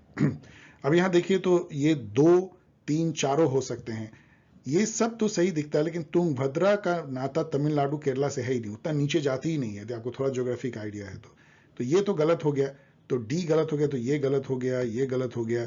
इन दोनों में ए बी तो कॉमन है, तो सी देखिए, Krishna water dispute definitely Maharashtra, Karnataka, Andhra Pradesh से ये सही है, इसका मतलब कि ए बी सी सही हो जाएगा। How many new language were added in 92nd constitution amendment, ये आसान नहीं है, लेकिन चूंकि 22 लैंग्वेज को शामिल किया गया है तो आपको थोड़ा बहुत पता हो सकता है कि कब कब शामिल हुआ है शायद। तो ये 3 जो है 4 बोडो, डोंगरी, मैथिली, संथाली 4 को किया गया था इस act amendment act 92nd act से। तो ये भी याद कर लीजिए कि 92nd एक्ट से 4 लैंग्वेज को किया गया था। किस लैंग्वेज को किया था ये भी याद कर लीजिए, ईयर भी याद कर लीजिए। सॉरी, मैं कितनी चीजें कह रहा हूं, याद कर लीजिए। कितना याद करोगे, live it. In which of the following year the Beti Bachao Beti Padhao, ये तो 2015 में हुआ था। अभी एक क्वेश्चन भी आपने देखा था तो उसमें भी हेल्प होगा आपको। एक भी यदि आपको याद है ना, जैसे बेटी बचाओ बेटी पढ़ाओ 2015, तो इससे भी आपको कई सारे क्वेश्चन आपको क्रोनोलॉजी में मैच कर पाएंगे आप। सीवीसी जो है किस कमिटी के रिकमेंडेशन पे हुआ है, तो एकदम घिसा पिटा run of the mill often repeated question है, सांथानाम कमिटी रिपोर्ट 1964 में लिखा हुआ भी है। यहां ध्यान दीजिएगा कि सीवीसी जब सेटअप की गई थी 1964 में, तो ये स्टैट्यूटरी बॉडी नहीं थी, मतलब कोई सीवीसी एक्ट नहीं था। बाद में जो 2003 में एक्ट बनी, इसीलिए 1964 से 2003 तक ये non constitutional non statutory body थी, याद रखिएगा इसको। Which of the following are the common compulsory provision, मतलब दोनों में क्या कॉमन है, ये बहुत ही कॉमन क्वेश्चन है। तो 5 ईयर इलेक्शन होगा, रिजर्वेशन वुमेन के लिए होगा, लेकिन ना तो बैकवर्ड क्लास इसमें है ना उसमें है। नगर पंचायत केवल 74th में है, तो केवल ए और सी इसमें होगा common. Which of the following are correctly match, fast track diplomacy Narendra Modi, ठीक है। प्रोजेक्ट मौसम राजीव गांधी, नहीं, क्योंकि प्रोजेक्ट मौसम जो है कब आया था, देखिए ये 2014 में हुआ था। क्या था, यहां पढ़ लीजिएगा प्रोजेक्ट मौसम। तो ये गलत हो गया हमारा। लुक ईस्ट पॉलिसी जो है नरसिम्हा राव सही है। Act east policy again Modi ji है, तो ये भी गलत हो गया। ये गलत है, तो आपको 2 गलत मिल गया, बी और डी। और आपको पूछना है सही कौन है, पूछ रहा है सही कौन है, ए और सी। तो ए और C. Consider the following movement chronological order में अरेंज कीजिए। तो सबसे पहले यदि आप देखें तो चंपारण से पहले कौन होगा, 1917। तो सी से स्टार्ट होता हुआ केवल एक ही है, super easy. Which among the following are included in 9 pillar of digital India, याद रखना बहुत डिफिकल्ट है। वैसे इतना याद तो स्टूडेंट कर सकते हैं कि 9 पिलर हैं डिजिटल इंडिया जो मिशन चलाया गया था, लेकिन ये है। इसमें यदि आप देखें तो connect only metro city of the country, वैसे ये कॉमन सेंस से आप इसको काट सकते हैं।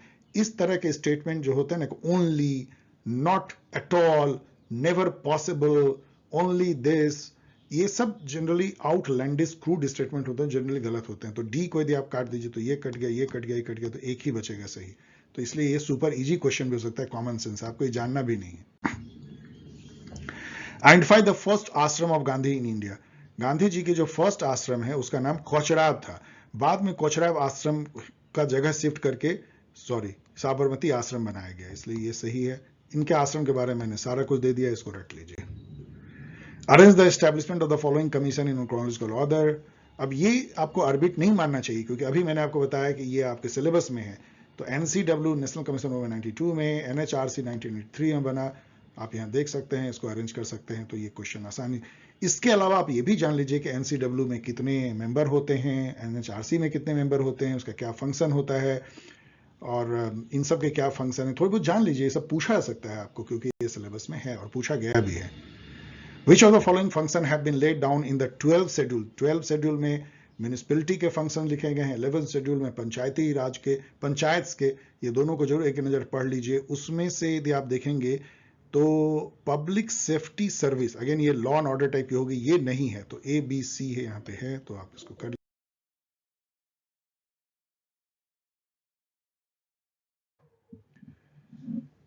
अब आइए, ये क्वेश्चन जो है मुझे लगता है कि चैलेंज करना चाहिए। ये कह रहा है कि जो यूपीएससी के बारे में है, यूपीएससी के बारे में, या जो पब्लिक सर्विस कमीशन, आर्टिकल 315 से 323 के बीच के आर्टिकल हैं। इसमें कह रहा है the president of India can remove the chairman of UPSC, ये बिल्कुल सही है, आर्टिकल 317 में पढ़ सकते हैं आप। In case of removal of chairman the president has to refer the matter to supreme court for inquiry, ये भी सही है, कोई इंपीचमेंट नहीं होती है, इंक्वायरी होती है। अब यहां पे है एन इंडिविजुअल मिनिस्ट्री और department has no power to reject the advice of UPSC. आप यहां बुरी तरीके से कंफ्यूज हो सकते हैं, लेकिन आपको एक ही चुनना है, क्योंकि इसमें से नॉट करेक्ट है। तो चौथे को देख लेते हैं। The state government can ask the UPSC to conduct the examination for concern state, एक नजर में देख के आपको लगेगा कि यूपीएससी क्यों स्टेट गवर्नमेंट के लिए एग्जाम कंडक्ट करेगी, तो ये ज्यादा गलत है और यही इसका ऑफिशियल आंसर भी है। लेकिन यदि आप और थोड़ा डीप में पढ़ेंगे, अब मैं चैलेंज करने के लिए कर रहा हूं, तो आर्टिकल 315(4) क्या कहता है, the public service commission for the union मतलब UPSC if requested so to do by the governor of a state may with the approval of the president agree to serve all or any of the needs of the state. तो यदि state government governor जो है वो state government request करे, governor agree करे और फिर president भी अप्रूव कर दे तो यूपीएससी यस एग्जाम ले सकती है। आर्टिकल 315(4) कहता है। आर्टिकल 322 कहता है it shall also be the duty of the union public service commission if requested by two or more states to do so to assist those states in framing and operating a scheme of joint recruitment for any services for which candidate possessing special qualification। मतलब वो exam ले सकती है यदि दो या दो से अधिक स्टेट बोले कि हमारे यहाँ स्पेशल रिक्वायरमेंट है।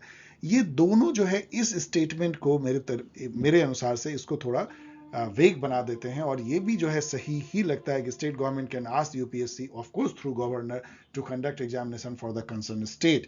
इसके लिए इसमें कोई भी जो है गलत नहीं है, इसलिए ये चैलेंज करने लायक है और इसमें रिसर्च कर लीजिए, लेकिन मुझे लगता है इसको चैलेंज कीजिए। ये क्वेश्चन जो है ये पूछ रहा है कि जो प्रेसिडेंट के इलेक्शन होती है उसमें एक एमपी को कितना वोट होता है। उसमें एक वोट नहीं होता है, बहुत हजारों में वोट होती है, उसका एक फॉर्मूला होता है। आपको लगेगा कि ये तो बड़ा टफ है और मेरे कई स्टूडेंट ने बोला सर ये तो फॉर्मूला पूछ दिया, हम लोग तो इसमें नहीं जानते थे, लेकिन ये कितना ईजी है आप जानिए।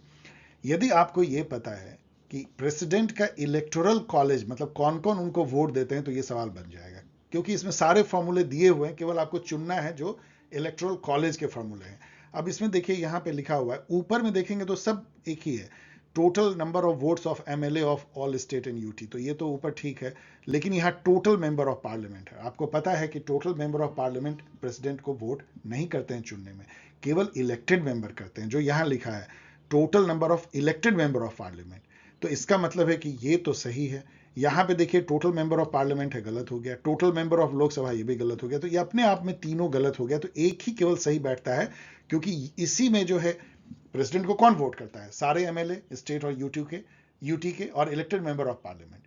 तो इसका मतलब है कि केवल यदि आपको यही जानना है कि कौन वोट करता है, उससे आपको फार्मूला में से चुन सकते हैं आप, इसलिए ये सुपर इजी क्वेश्चन है। ध्यान दीजिए किस तरह से क्वेश्चन इजी हो जाता है जो पहली नजर में देखने में टफ होता है, इसी को मैं बोलता हूं smart play.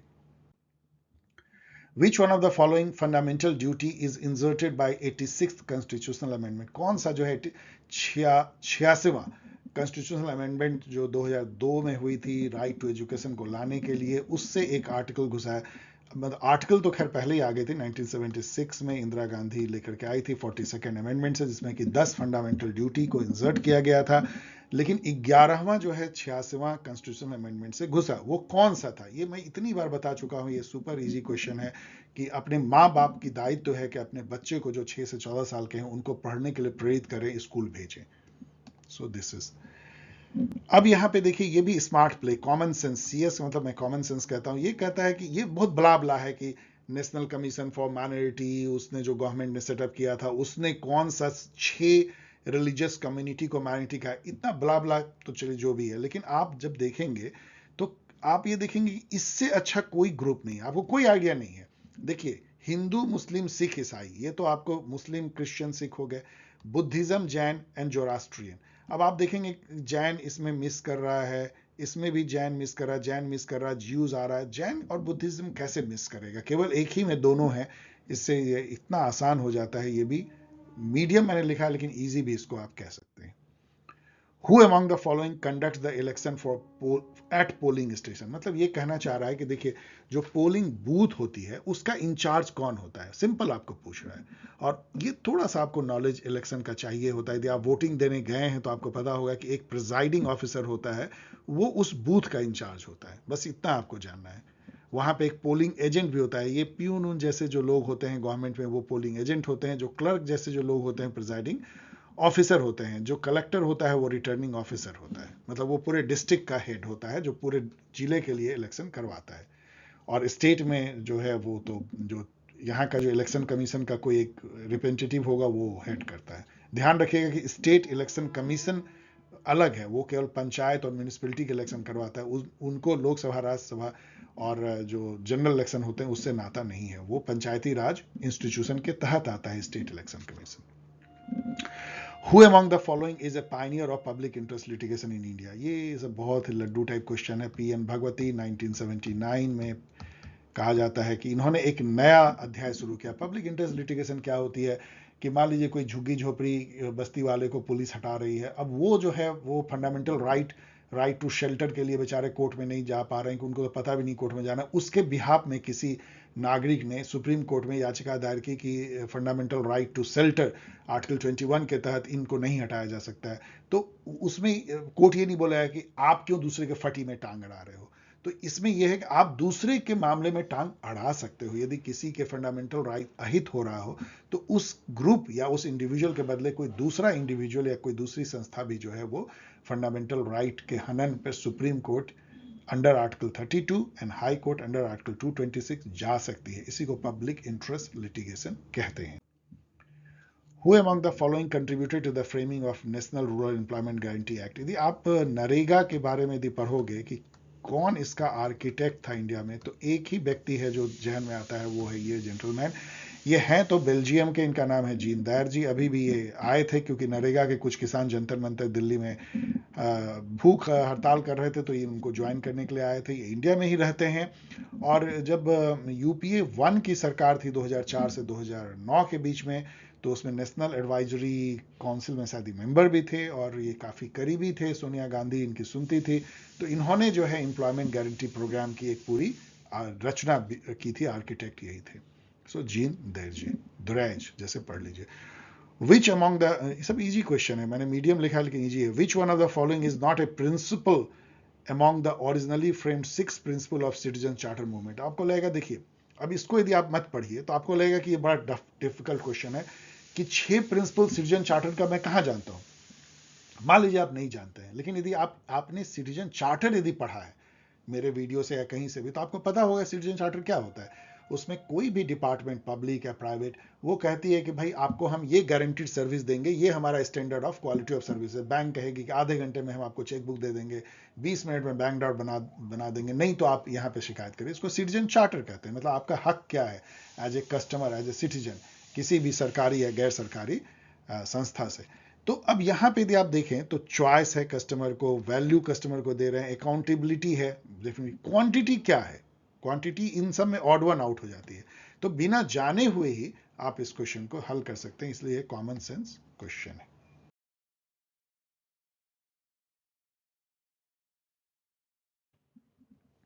Which of the following is the first state to bring social audit law? ये सब एकदम अर्बिट क्वेश्चन है। इसका आंसर है मेघालय। आप नेट पे जाकर पढ़ लीजिए। इन सब क्वेश्चन से दूर रहिए, कोई डिफिकल्टी नहीं है। ऐसे क्वेश्चन इसमें अर्बिट क्वेश्चन आप देखेंगे 5-6 अर्बिट क्वेश्चन है, छोड़ दीजिए उनको। डिफिकल्ट जो है 15 से 17 है, गेस कर लीजिए, आपका काम हो जाएगा, आप जेआरएफ कंप्लीट कर जाएंगे बिना इन सब क्वेश्चन में माथा फोड़ी किए हुए। विच ऑफ द फॉलोइंग मिनिस्ट्री और आयोग is associated with good governance index? ये डिफिकल्ट है। क्यों डिफिकल्ट है? क्योंकि नॉर्मली यदि मुझे ऐसे कहा जाता तो मैं बोलता नीति आयोग, क्योंकि सारे इंडेक्स जो है नीति आयोग निकालती है। लेकिन गुड गवर्नेंस इंडेक्स जो है ministry of personnel public grievance and pension ने निकाला है। ये एक बस जानने की बात है, आप जानते हैं तो जानते हैं, इसलिए डिफिकल्ट क्वेश्चन है। Which of the following statement is are correct regarding the power of speaker of लोक सभा? ये थोड़ा सा डिफिकल्ट है, मैंने मीडियम दिया है लेकिन डिफिकल्ट भी हो सकता है। इसमें आप देखेंगे तो तीनों सही है या 2 सही है। अब यहाँ पे जो पहला स्टेटमेंट है वो कॉमन सेंस से आप इसको काट सकते हैं।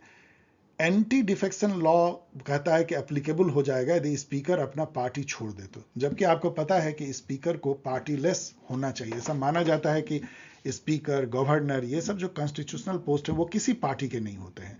तो यदि अपनी पार्टी छोड़ेगा तो उस पर क्यों एंटी डिफेक्शन लॉ लगेगा? ये तो अच्छी बात है कि पार्टी छोड़ दे, इसलिए ये अपने आप में ये कंट्राडिक्टरी है, गलत है। और यहाँ पे 2 से कम जो है कोई है ही नहीं सही। इसका मतलब यदि ये गलत हो गया तो इसका मतलब दोनों जरूर सही होगा और इसका BC होगा। बाकी पढ़ लीजिए, इस तरीके से आप इसको क्रैक कर सकते हैं। ऑफकोर्स जो दोनों स्टेटमेंट होगी थोड़े कंफ्यूजिंग है, इसलिए आप इधर से चलेंगे तो आपको बाकी कंफ्यूजन ही दूर हो जाएगी। ये क्वेश्चन कहता है कि प्रियम्बल के बारे में जो स्टेटस है, कॉन्स्टिट्यूशनल स्टेटस, उसके बारे में कौन सा सही है। ये सब बहुत आसान है यदि आप मुझे फॉलो कर रहे हैं। आपको पता है 1960 में बेरूबारी केस हुआ था, उसमें जो बेंच थी, कॉन्स्टिट्यूशन बेंच, उसने ये कह दिया कि प्रियम्बल नहीं है कॉन्स्टिट्यूशन का पार्ट, तो ये सही है। केशवानंदा भारती केस जो 73 में, तो उसमें कह दिया कि ये इंटीग्रल पार्ट है। LIC ऑफ इंडिया में फिर से कहा कि ये इंटीग्रल पार्ट है, इसलिए तीनों जो है वो सही है। ओह अच्छा, यहाँ पे लिखा है not part of the constitution, मैंने नहीं पढ़ा तो इसलिए ये भी गलत हो जाएगा। कहा था कि है, इसका मतलब है कि नॉट पार्ट, ए बी केवल सही होगा, तो सॉरी इसको काट दीजिए, ए बी ये सही है, 3 में लगा रहा हूँ।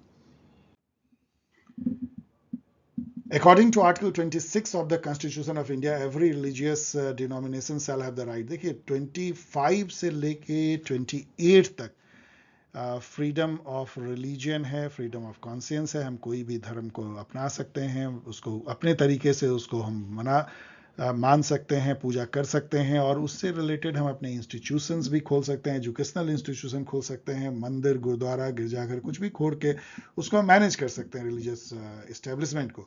26 यदि आप पढ़ेंगे इसको ना, तो आपको कॉमन सेंस से, आप यदि देखिए यहाँ पे तो आपको 4 सही है, केवल एक ही गलत ढूंढना है। पहले आप आइए ऑप्शन पे कि 4 सही है, तो इसका ऐसे भी हो सकता है कि इसमें से कौन सा गलत है, और यहां पे आके आप अटक जाएंगे, टू मैनेज सोशल अफेयर। अब बताइए कोई रिलीजियस इस्टेब्लिशमेंट क्यों सोशल अफेयर को मैनेज करने लगेगी? ये बिल्कुल ऑड वन आउट है, यदि एक निकालना है, इसलिए ए बी सी ई, तो ए बी सी सही हो जाएगा, डी को काट दीजिए, इजी। अब देखिए इस क्वेश्चन को, इसमें पब्लिक इंटरेस्ट लिटिगेशन जो इंडिया में 1979 में स्टार्ट होता है, माना जा सकता है उसे कुछ साल पहले भी शुरू हो चुका था, लेकिन पीएन भगवती इसके मेन प्रोपोनेंट जो चीफ जस्टिस थे वो माने जाते हैं कि उन्होंने इसको एक लाया, इस युग को, पीआईएल का, पब्लिक इंटरेस्ट लिटिगेशन। इसमें ये होता है कि आपका लोकस स्टैंडाई जो है वो मैटर नहीं करता है। मतलब मैं मान लीजिए झुग्गी झोपड़ी गरीबों के लिए public interest litigation writ petition file कर सकता हूं। बेसिकली ये रिट पिटीशन होती है, but in the interest of public, आप अपने लिए नहीं दूसरे के लिए भी कर सकते हैं। तो यहां पे देखेंगे ये कह रहा है विच आर नॉट ट्रू, तो इसमें यदि ये बी सी को आप पढ़ें तो ये बिल्कुल ट्रू है कि पीआईएल या तो आर्टिकल 32 के तहत जो है सुप्रीम कोर्ट में फाइल किया सकता है क्योंकि रिट पिटीशन है, या आर्टिकल 226 के तहत हाई कोर्ट में थे। ये दोनों सही हैं, तो इसका मतलब है कि दो जरूर गलत होंगे। मतलब यदि ये दो सही है, नहीं ऐसा है कि इसमें एक भी गलत हो सकता है, लेकिन चलिए दो को टेस्ट करते हैं, ए और डी को। Only registered civil society organisation can file, बिल्कुल गलत है, कोई एक इंडिविजुअल भी कर सकता है दूसरे के लिए, तो ये गलत है। There is no court fee for filing PIL, ऐसा आप कॉमन सेंस से सोच सकते हैं कि पीआईएल के लिए कोर्ट फी क्यों नहीं होगा, कोर्ट ओवर बर्डनड हो रहे हैं, तो इसलिए ये होगा। तो ए और डी जो है दोनों गलत होने चाहिए।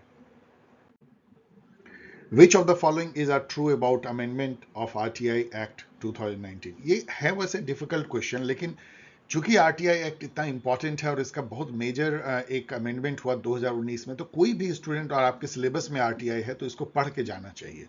इसको यदि आप थोड़ा भी देखेंगे तो आपको पता होगा कि इन दो जगह पे चेंज किया गया है। ये एक तो ए जो फिक्स पहले 10 ईयर था 5 ईयर, अब जो है commissioner hold office at the pleasure of government, और उनकी जो है जो सैलरी अलाउंसेज है वो भी गवर्नमेंट अब डिसाइड करेगी। तो ये दो से थोड़ा लोग कहते हैं कि डाइल्यूट हुई है, क्योंकि आप फिक्स टर्म हटा देंगे और आप उसके सैलरी अलाउंसेस को भी गवर्नमेंट, तो थोड़ा सा इस पे लोगों की जो आरटीआई एक्टिविस्ट हैं उनकी चिंता है। तो ये ए और सी चूंकि दो इसमें अधिक से अधिक सही हैं और आपको ये सही ही पूछ रहा है, तो आपको मिल जाता है यहाँ पे।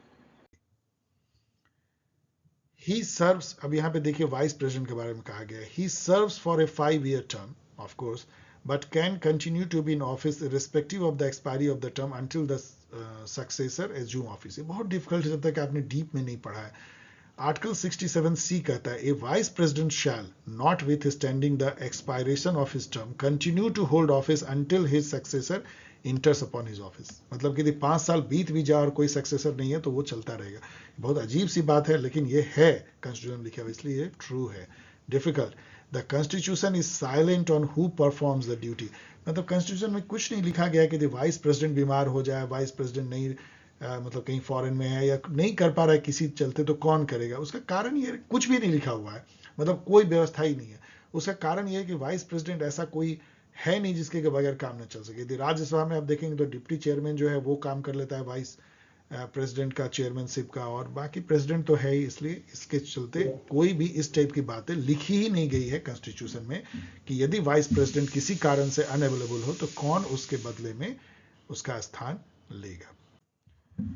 लेकिन ये उतना ही आसान है, आपको पता है 10th शेड्यूल एंटी डिफेक्शन है, अभी हम लोग डिस्कस भी किया था। तो बी का 2 जो है उसमें 50-50 गेम हो जाता है, और 7th शेड्यूल जो है आपको पता है कि ये डिवीजन ऑफ पावर है 3 ग्रुप में, सेंटर और स्टेट के बीच में, और कंकरेंट लिस्ट तो सी का 3, तो आपका ये क्रैक हो। इसे बहुत आसान है, शेड्यूल मैच करना, आर्टिकल मैच करना या अमेंडमेंट मैच करना, इस तरह तो मुझे लगता है कि जो भी यूजीसी नेट तैयार करते हैं, इवन कॉन्स्टिट्यूशन के पार्ट और उसमें क्या लिखे हुए हैं, ये सब जो है आप अच्छी तरह मैच कर पाते हैं। ये भी बहुत आसान है, डीएमके के जो लीडर थे वो इनफैक्ट डीके से जो डीएमके बना था तो अन्ना दुराई थे, एआईडीएमके एमजी रामचंद्रन ने बना लिया था 1972 में बनाया था, चेक कर लीजिएगा।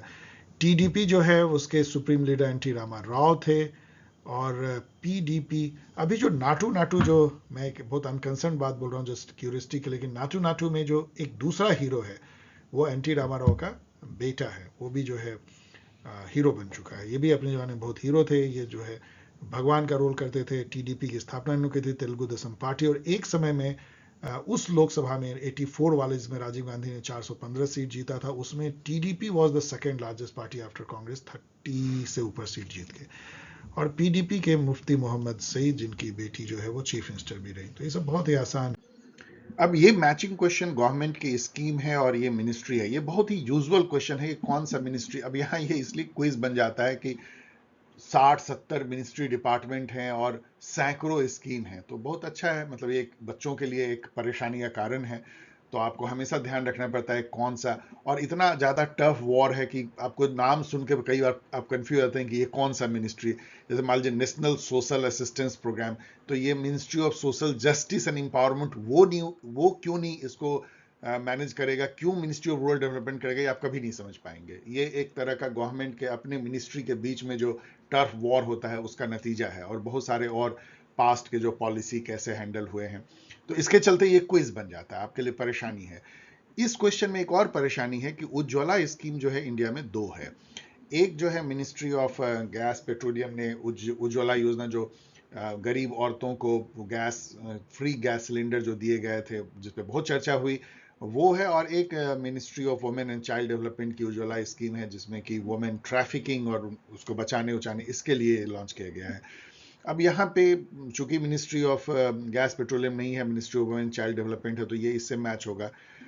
तो ये मैंने इसलिए पहले इसको जब पहले रिकॉर्ड किया था तो इसको मैंने चैलेंज भी कहा था, लेकिन चलिए इसको सुधार लेते हैं चूंकि यहाँ पे है, और ये खासा डिफिकल्ट इसका आंसर बन जाता है। वैसे अटल पेंशन योजना ऑलवेज फाइनेंस से होगा, क्योंकि पेंशन फाइनेंस मिनिस्ट्री ही दोगी। और सौभाग्य योजना जो है वो हर घर सहज बिजली योजना, मतलब है कि गांव में हर घर में बिजली पहुंचाया जाए, ये मिनिस्ट्री ऑफ पावर का है। तो इन सब से आपको ये मैच हो जाता है, और ये ऑप्शन जो है आपको सही निकलता है। तो लेकिन थोड़ा इसके चलते ये कंफ्यूजिंग डेफिनेटली। ये क्वेश्चन जो है हमेशा पूछा जाता है कि कॉन्स्टिट्यूशन में कौन पहले अरेंज है कौन बाद में, मतलब कौन पहले आता है कौन बाद में। ये थोड़ा सा आर्टिकल को ध्यान रखना है, जैसे कि यूनिफॉर्म सिविल कोड आर्टिकल 44 में आता है। यदि ये आपको पता हो, मुझे पता है क्योंकि मैं इतना ज़्यादा आप लोगों को पढ़ाता हूँ, यदि आप भी इतना ज़्यादा पढ़ेंगे तो आपको याद हो जाएगा। मुझे ये भी पता है कि जुडिशरी और एग्जीक्यूटिव को सेपरेट जो है आर्टिकल 50 में किया गया। यदि ये 2 चीज़ पता है तो आप इसको क्रैक कर लेंगे।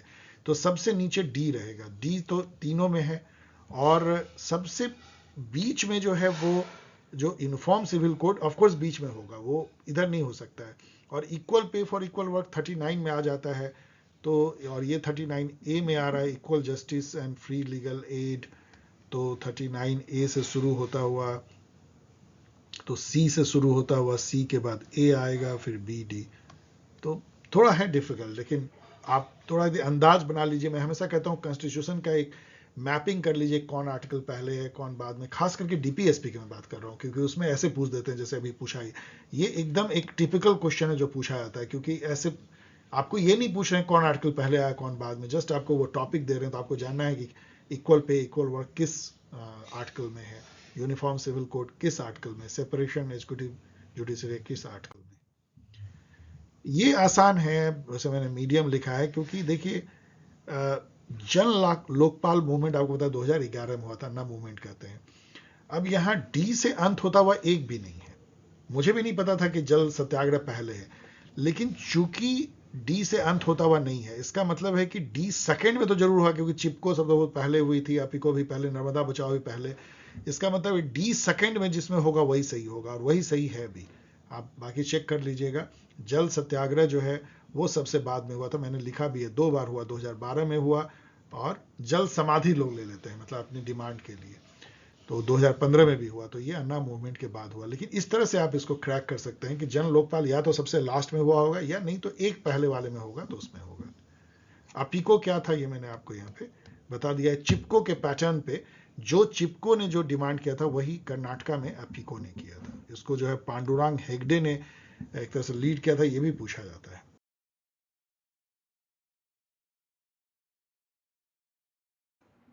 अब यहां पूछा जा रहा है कि किस एक्ट ने जो है डीआरसी को एबोलिश किया। डीआरसी होती क्या थी? डीआरसी मतलब डुअल गवर्नमेंट सिस्टम। इसमें यह था, जब अंग्रेज लोग शासन करते थे, कि इन्होंने 1919 के एक्ट में, गवर्नमेंट ऑफ इंडिया एक्ट 1990, उसको मॉन्टेग चेसफोर्ड रिफॉर्म भी इन्होंने कहा था, उसमें इन्होंने क्या किया कि जो लेजिस्लेटिव जो स्टेट की जो गवर्नेंस थी, जिसको प्रोविंस ये कहते थे, वहां पे इन्होंने 2 तरह के सब्जेक्ट बांट दिए। एक सब्जेक्ट वो था जो चुने हुए जो रिप्रेजेंटेटिव होंगे, एमएलए होंगे, जैसे अभी बनते हैं, वो उसको देखेंगे। ये इन्होंने ट्रांसफर्ड सब्जेक्ट कहा, इसको मैं शॉर्ट में ट्रांसफर्ड सब्जेक्ट कह रहा हूं।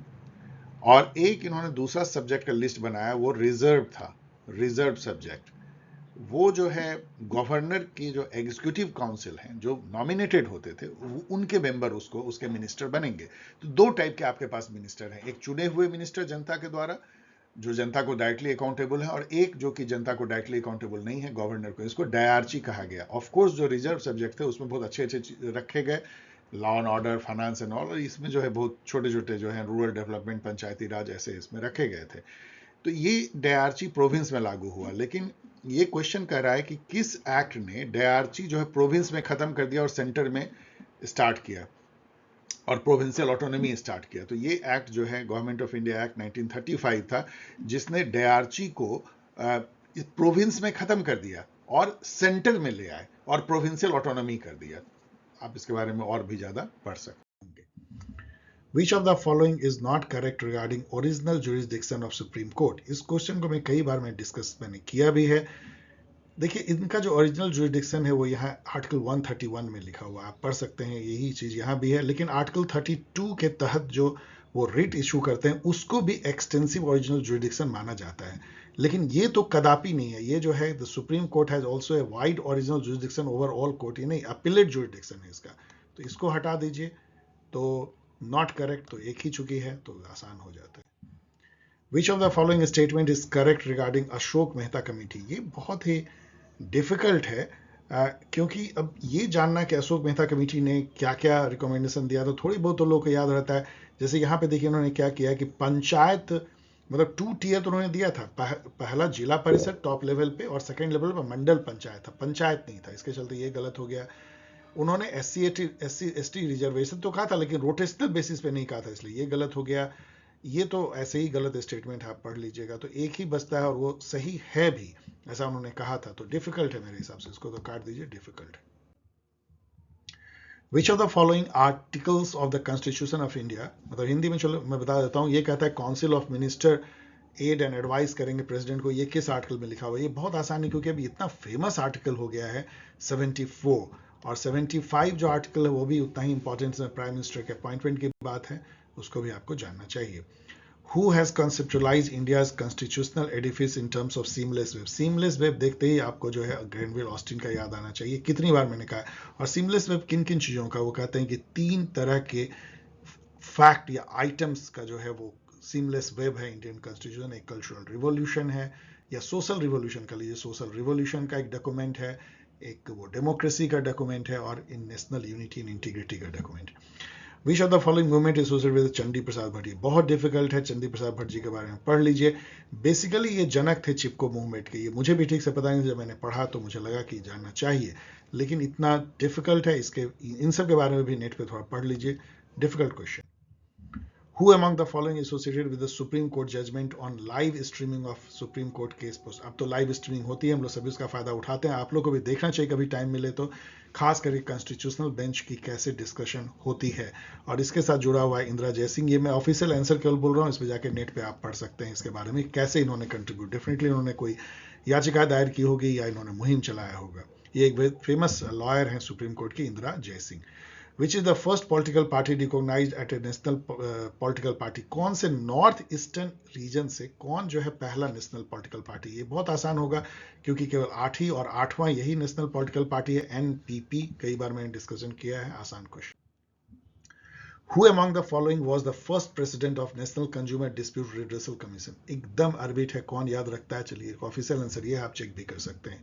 How was NITI Aayog form? इसको मैंने मीडियम लिखा है इसलिए क्योंकि आप इन दोनों में कंफ्यूज कर सकते हैं कि resolution of the union cabinet से ये बना था या एग्जीक्यूटिव ऑर्डर से बना था।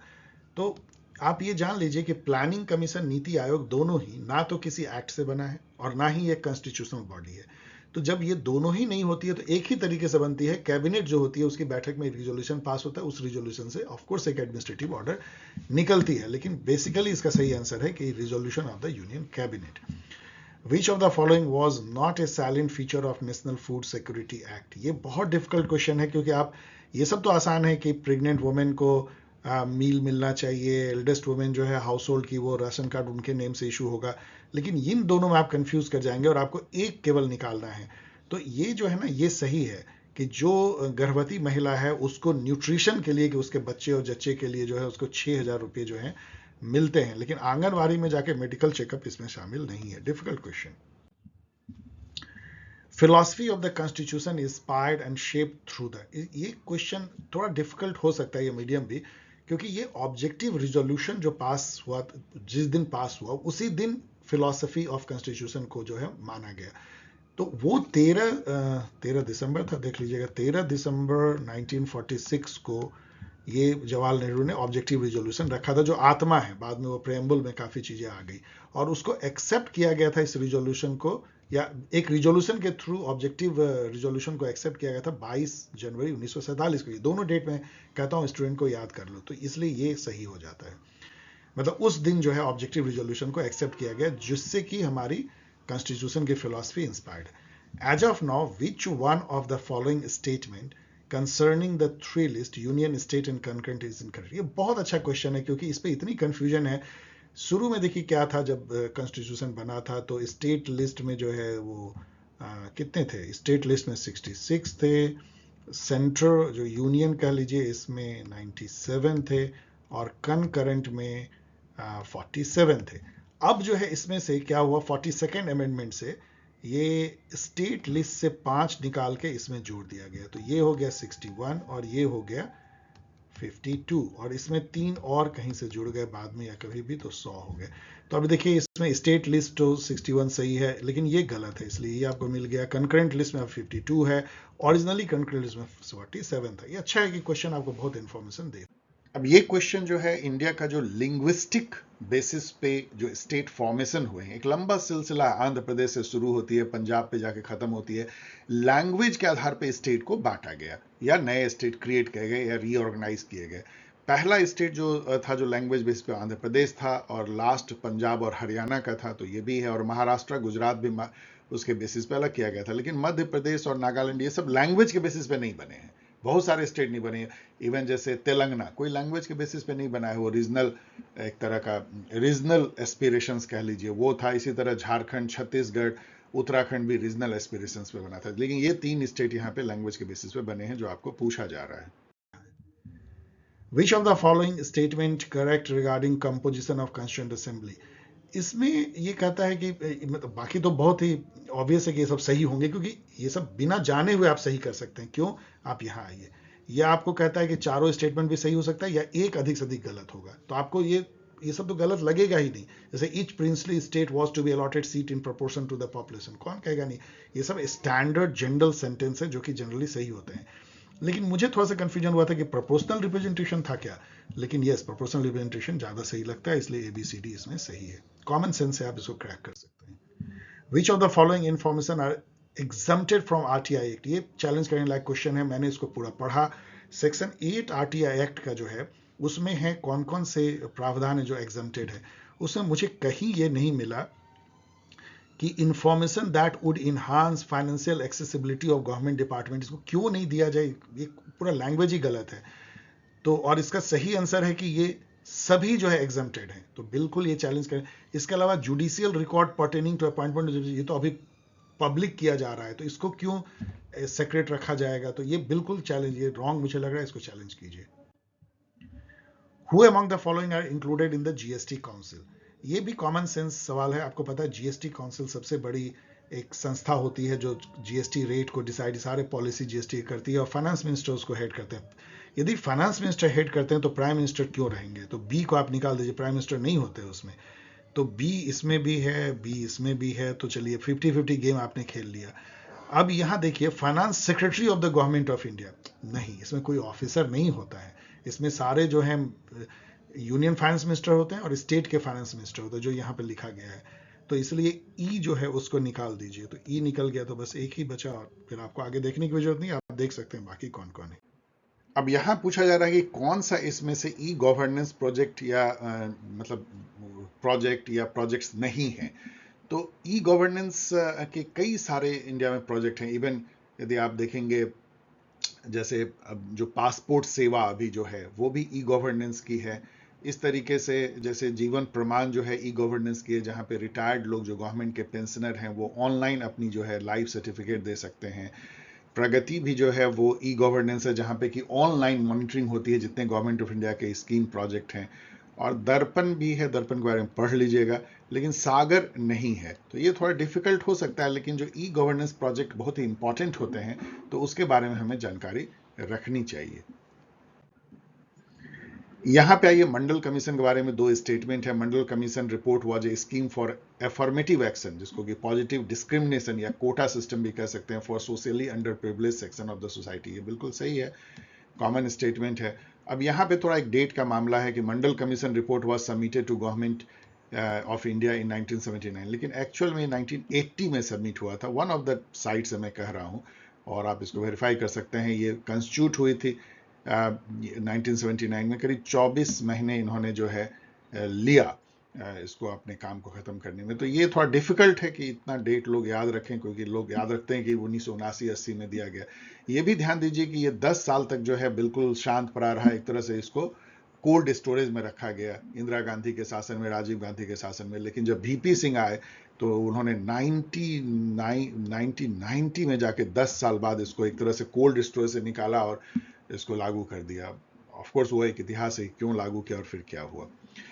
यहां देखिए statement 1, India's form of federalism is best seen as an original rather than a derivative और डिमिनिश्ड फॉर्म। ये तो अच्छी बात है, तो जब इस तरह की अच्छी बात की जाए तो उसको मत नकारिए। India has defined its own constitutional practice of federalism rather than following, ये भी अच्छी बात है। ये सब जस्ट मतलब एक तरह से आप कह सकते हैं कि बड़ाई है। तो यदि बड़ाई है तो इसको क्यों, मतलब कॉमन सेंस से इसको नकारना नहीं चाहिए। सब बहुत जनरल स्टेटमेंट है, ये उतना डिफिकल्ट नहीं है। अप्रोप्रिएशन बिल में आप जरूर कंफ्यूज कर जाएंगे। वैसे अप्रोप्रिएशन बिल होता क्या है जान लीजिए। जब बजट पास होती है तो उसमें ये तो हो जाता है कि हर डिपार्टमेंट या मिनिस्ट्री को कितने कितने पैसे मिलेंगे बजट से, ये तो वोट ऑन ग्रांट पे वोटिंग हो जाती है। लेकिन एक बिल प्रस्तुत होता है कि कंसोलिडेटेड फंड ऑफ इंडिया, जो इंडिया का खजाना है, उससे ये पैसे निकाल निकाल के मिनिस्ट्री को दिया जा सकता है। इसको अप्रोप्रिएशन बिल कहते हैं। वो पास हो जाता है अप्रोप्रिएशन एक्ट के फॉर्म में। हर साल बजट के दौरान ये पास होता है। अब यहाँ पे तो consist of 3 type of expenditure इन्होंने इसलिए लिखा है कि इसमें वोटेबल, नॉन वोटेबल और कुछ शायद और इमरजेंसी एक्सपेंडिचर भी होते होंगे। तो ए का 1 है इसमें। वोट ऑन क्रेडिट जो है ये यही है जो यहाँ लिखा गया, financial grant given to the executive to meet urgent financial requirement.